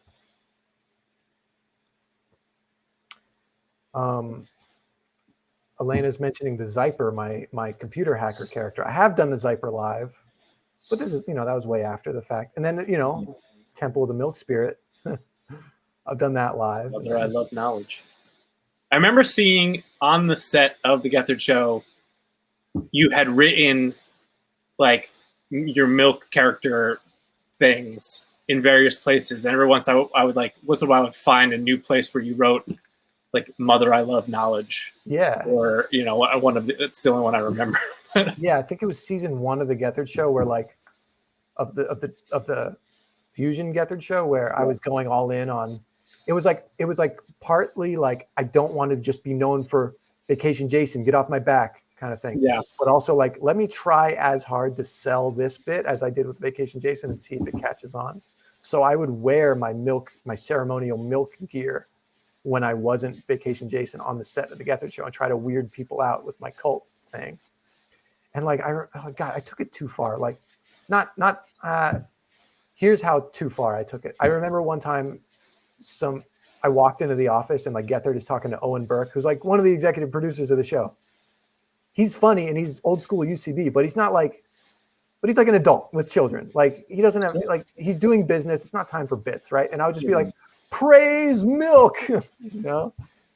And everyone would be like, haha, okay, Riley, please leave. We're trying to close the door.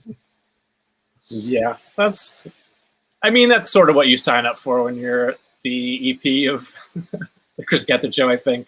Yeah, he took it all really in stride, and he was really gracious and everything, and but yeah, it was. I'm personally just embarrassed. I don't think I fucked anything up real bad. JD, how do you feel seeing yourself in the background, not knowing how to react? Well, I think it's a shame because because of that angle, you just see me. Yeah. But what I'm reacting to also is opposite me on the other wing, which is packed full of like 15 people, is like, again, like 15 people reacting the exact same way I am and bigger. And all you're seeing is me, but I'm sort of having this connection with the rest of the cast who's also like, everybody's like literally laying on top of each other to be able to see Riley doing his thing, and everyone's falling over themselves laughing and looking across the thing to me and to everyone being like, what is going on? Because like Riley said, there was so many emotions in the air, and we could probably feel just 2 days earlier or 3 days earlier, seeing this in the living room. And now it just felt sort of like this surreal moment to see the energy turn so much, and in a way where so many aspects of that night felt so bizarre, and so there was some negativity and some weirdness. So for it to end on this strange, victorious moment was really special. I also think it's fun from like a comedy observation standpoint to sort of have these data points, right, where you sort of see Riley's first performance of this material. Like, I think it's fun, the jokes that remain the same, and you see how in the first one Riley delivers it a certain way, and the jokes don't change, but they start hitting different. And Riley tries, one joke a different way, and he tries the Emily Pineapple thing in this like weird sad way, and it gets a specific kind of laugh that way. And then in this, third performance, he's got this confidence that you can't manufacture, but when you have it, it just, it's like a combo in a video game. It elevates the material. And so even though he's saying the exact same words that he said in the first two times, it's hitting because it's coming from this, this vessel that is different than the other two, which is this like confident, charismatic. And I think an element that's interesting, because I think it persists in the character as it goes forward, is a carefree version of Vacation Jason. What's the word I'm looking for? A version that has nothing to lose, because the night was already so weird. Mm-hmm. And I think Riley as a human had reached a tipping point, as so had we all, that there was no risk anymore. Everyone was already weird, angry, and so Riley's just like, I have nothing to lose. Like, the show was already technically over, so what the hell were we even doing, Yeah, so you have this bravado that you got nothing to lose, so you're gonna drive off the cliff, and you're just gonna keep going. And that energy is not dissimilar from the energy you kept with it for the next 6 years, right? And I think in some ways you can see that build just in these 3 shows, and then you link into this, and it's like, you have no right to be yelling at the audience like you're doing, because it's not like you're like, some like seasoned veteran comedian doing some famous bit. It's like you're making this up, so them heckling you is just more things to react to. But the fact that you're just like letting it out, and you feel this visceral energy of just like, you're not thinking about it, it's just a split-second reaction that's so based on your feelings. And then I think you feeling that, then you're just like, oh, I'm just going to tap into this feeling as the character progresses. And, when you see it on TV 6 years later, it's the same thing. It's this energy of like, whatever the show's doing is fine. I'm pedals fully down on Vacation Jason, which is so fun to see. And being able to see it in these 3 ABC beats is really, really special too. You don't get to see that usually with characters or bits. Yeah. Thank you. It's great. Riley, do you have we're going to wrap this up, I think, but just thinking about Vacation Jason, we just watched the beginning. There's a ton of highlights, but is there anything in your mind that's like, that's the zenith? I mean, like, rapping to Method Man has got to be up there. Yeah. But are there other moments where you're just like, I can't believe it went that far? Like, I can't believe it's been, got me to this place. A lot of times in doing the character, I would use language like the logical endpoint of the character. Like, okay, well, it's obviously been leading to this, and then that's it. And then it's done. And for a long time, I thought that was Coconut Berry Lemon Tree. And I released that. The album you dropped. Yeah. This was like, I did okay, so I pitched the UCB show and it didn't work out. And then I did it again and it got accepted. And it's like, okay, well, this is the logical endpoint because I did this thing that nobody thought I was going to do, which is instead of doing like your boilerplate SNL audition, I did a whole Vacation Jason sketch show. And then I've been teasing this mixtape coming out in 2012, and I think I put it out in 2013, but I did it. And, you know, one of my favorite compliments that I'll get on anything I do, and it was like, oh, this is better than it has any right to be. I wasn't expecting this to be good, and it's actually stupid, but it's actually kind of good. It's like, okay, well, that's it. That's the end. Gethard Show moves to public access. And Gethard calls me on the phone, no joke, graciously, but is like, I think I don't want you to do Vacation Jason on the show. And I go, okay, I guess I'll come up with something else maybe to do on the show. And then he does an episode called Ruin This Show. And he asks anybody to come by to ruin the show. And it's like, okay, well, I got to do it, you know? And then I keep doing Vacation Jason on the show until I'm asked to do the Comedy Central pilot. We do one take of the pilot. And the only notes were Comedy Central executives going, okay, it was really good, but give Vacation Jason some more time to speak. And so now the game of the character is playing out in like entertainment industry level. And it's like, well, it's obviously not going to get any better than this. And then the show gets picked up. And I get to do a bit with Ira Glass.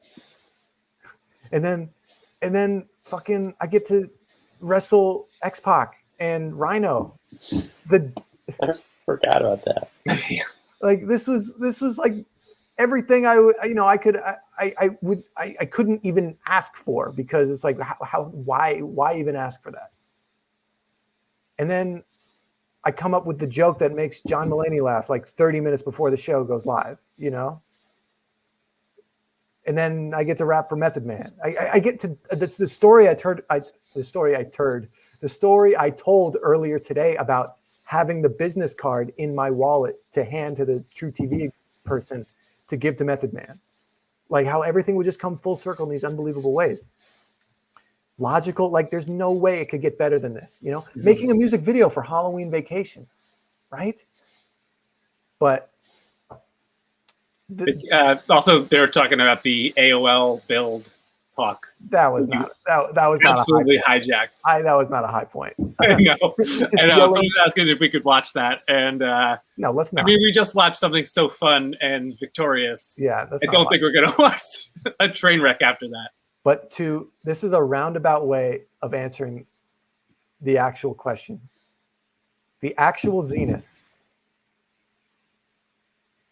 of me doing Vacation Jason was in 2016 when Hallie couldn't go on the cruise with Gethard, so he had an extra ticket to this Impractical Jokers cruise that he was performing on. Yeah. And so he took me, and I stayed in character as Vacation Jason for the entire cruise. And gradually over, you know, the 5.5 days that we were on this cruise ship, I became like an urban myth, like a folk hero. I took over the cruise. And there's no footage of that, right? Because I have heard there is footage of that. Really? Yeah. Gotta get my hands on that. I gotta figure. I've wanted to for years make like a fake trailer for a documentary where it's like, you know, the Jim and Andy Kaufman thing, where I'm like sitting in a director's chair and an expensive leather jacket with my fake Zen beard, going like, oh yeah, I've channeled Vacation Jason and blah blah. Because like I really would like. I talked earlier today about psyching myself up before that moment in the TCAs in the Beverly Hills, where I'm like looking in the mirror going, I'm Vacation Jason, I'm Vacation Jason. Well, the origin of that ritual was me standing in a cruise ship dressed as Vacation Jason, telling myself I'm Vacation Jason because I'm about to leave my my room for the day and just be Vacation Jason 100% of the time, whether I'm eating a meal or striking up a conversation or jumping on stage during someone else's show. I'm just going to be Vacation Jason the whole time. I need to see some of these. Like, I've heard these stories from various different people that were like, involved. And it just seems like it's got that legendary like mythos of, you not breaking character for 5.5 days.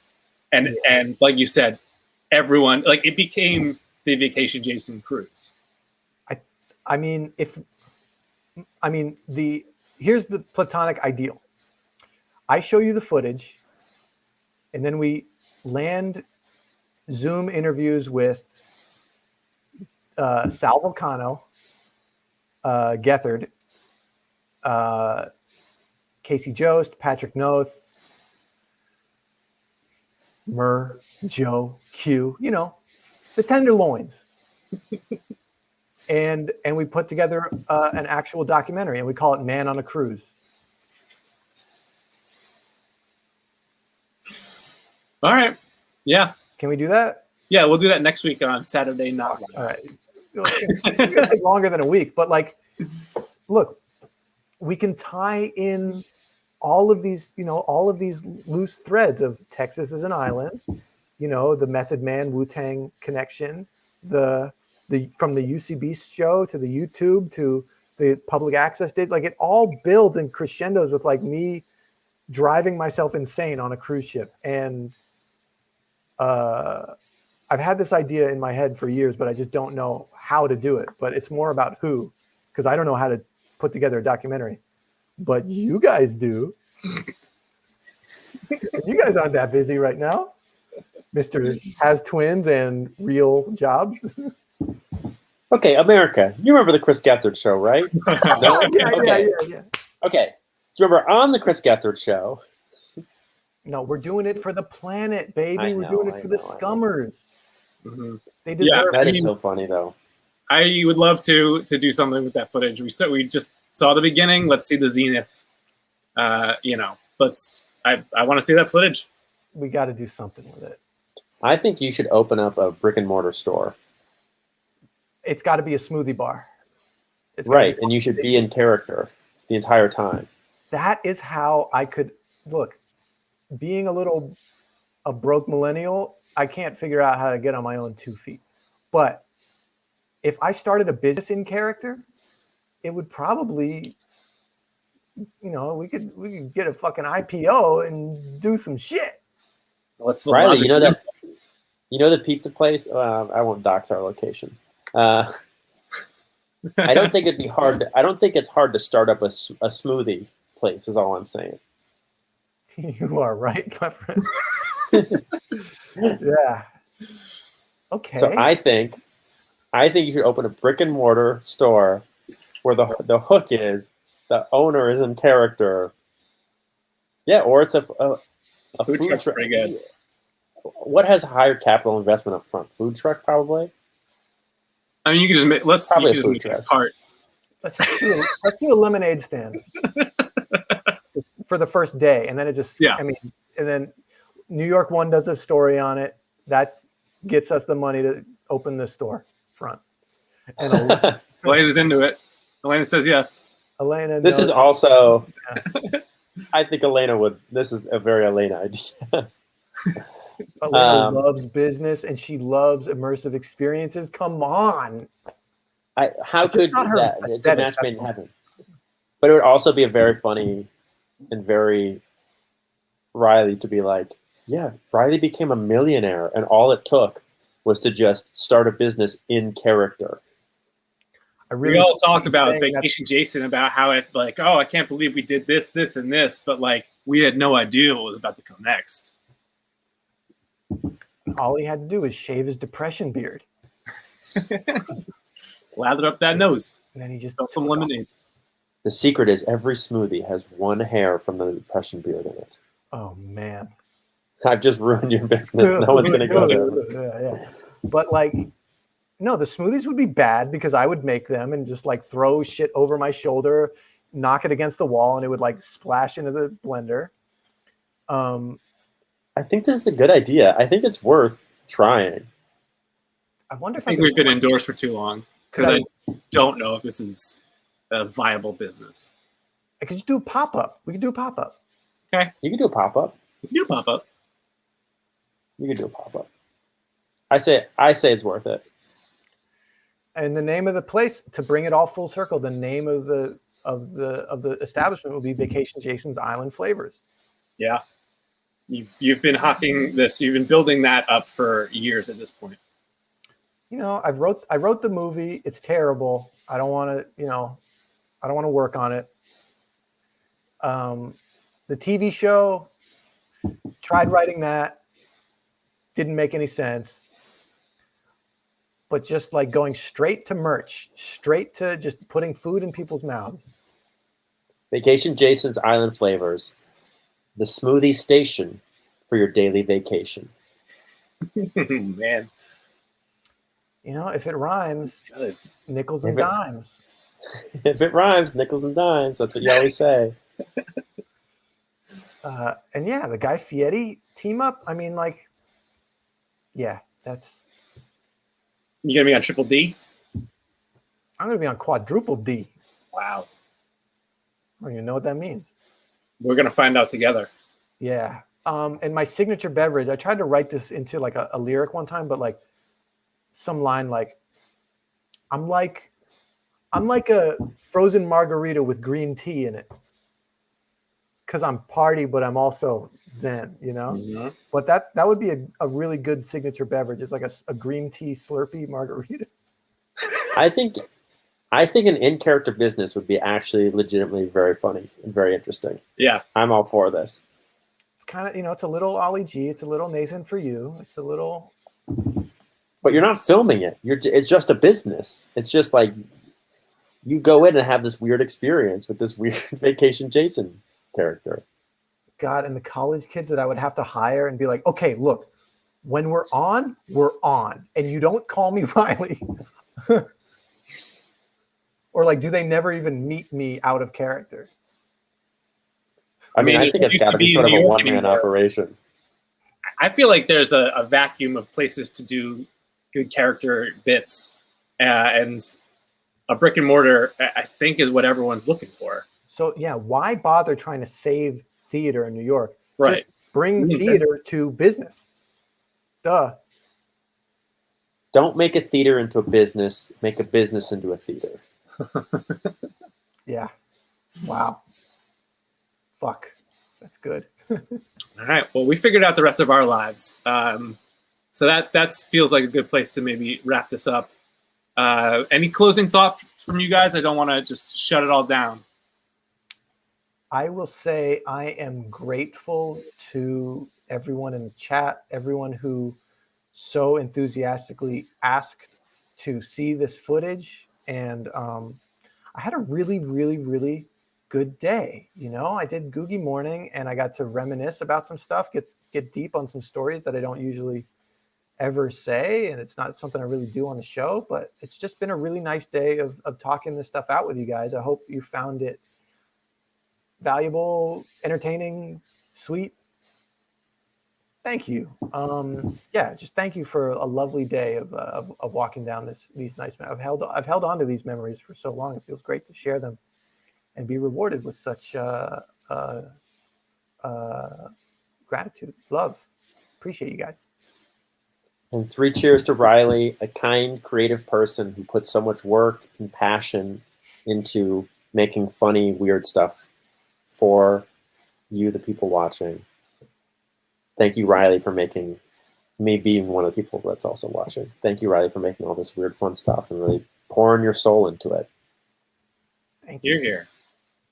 JD, can we see those cookies? It'll be anticlimactic and take too much reshuffling. Fair enough. They're just normal cookies. There's nothing special. Nice. I feel like they're definitely special because they were made by JD Amato. Oh, Dave, thank you. I appreciate that. Yeah. Guys, this was really fun just talking about this with you. I learned more than I expected to.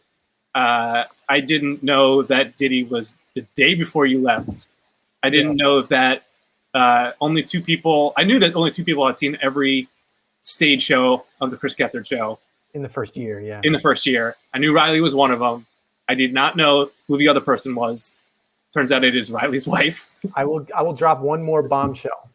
Oh my God, another bombshell. Wait. Let's end on that. Let's just real quick say next week we're going to be doing Fetch with Keith Haskell. Keith Haskell's going to be here. We're going to show episode 2 of CGP. That's the first Fetch. And Keith will be here talking, chatting along. He may even do like an in-person Fetch with you guys where you tell him what to go find and he goes and does it. We're gonna figure out what this show is, and another great episode is coming to you next week. So make sure you come back. And I'll just say one thing that I learned that I'm appreciative of is that Dave built 2 tiny little bedrooms where each of his twins live, and the doors are behind him in his background. I hadn't heard the twins being associated with the doors. Yeah, I thought those were like being John Malkovich portals. They are. It's like that's actually what it is. It is. It's a whole thing, but it is the entrance to the beef pudding, which is kind of like another world situation that I am often sent to. It's a whole mess. I'm sorry, I don't know. I don't know the pre. Yeah. Obviously, if these doors have made an appearance, someone's commented on them and made a lore that is beyond whatever I created. It makes sense that there are 2 doors behind me whenever I'm on that people are going to be like, we got to talk about these doors. What are these little tiny doors? The twin aspect is a new fun twist on it, though. I just like that every morning Dave's like, knock, knock. Hello, good morning. Dave here, your father. And it's like a tiny little house inside. Enjoy the day. Yeah, no, twins are not in the pudding. Twins are not in the pudding. Okay, so Riley. What's the bombshell? You ready for one last bombshell? Yes, I am. So and then next, we're going to hit that thing, the outro right after. Great. So the whole road trip happens. All this chaos. Texas. Taos, New Mexico. Las Vegas, Nevada. Los Angeles, California. Hollywood, baby. The UCB LA. We're doing our final show. Vacation Jason, Don Finelli, everyone does their bit. Yay, we're done. We did it. We leave the theater, and who is standing there? Who made it to the Gethard Show to keep the streak alive? There she was, Elena Chmielewski. And that's the night she realized she was head over heels in love with me. That's not true, but might as well be true. That's beautiful. You'll love to see it. Thanks again for coming out, everyone. I appreciate it. Good talking to you guys. Love you guys.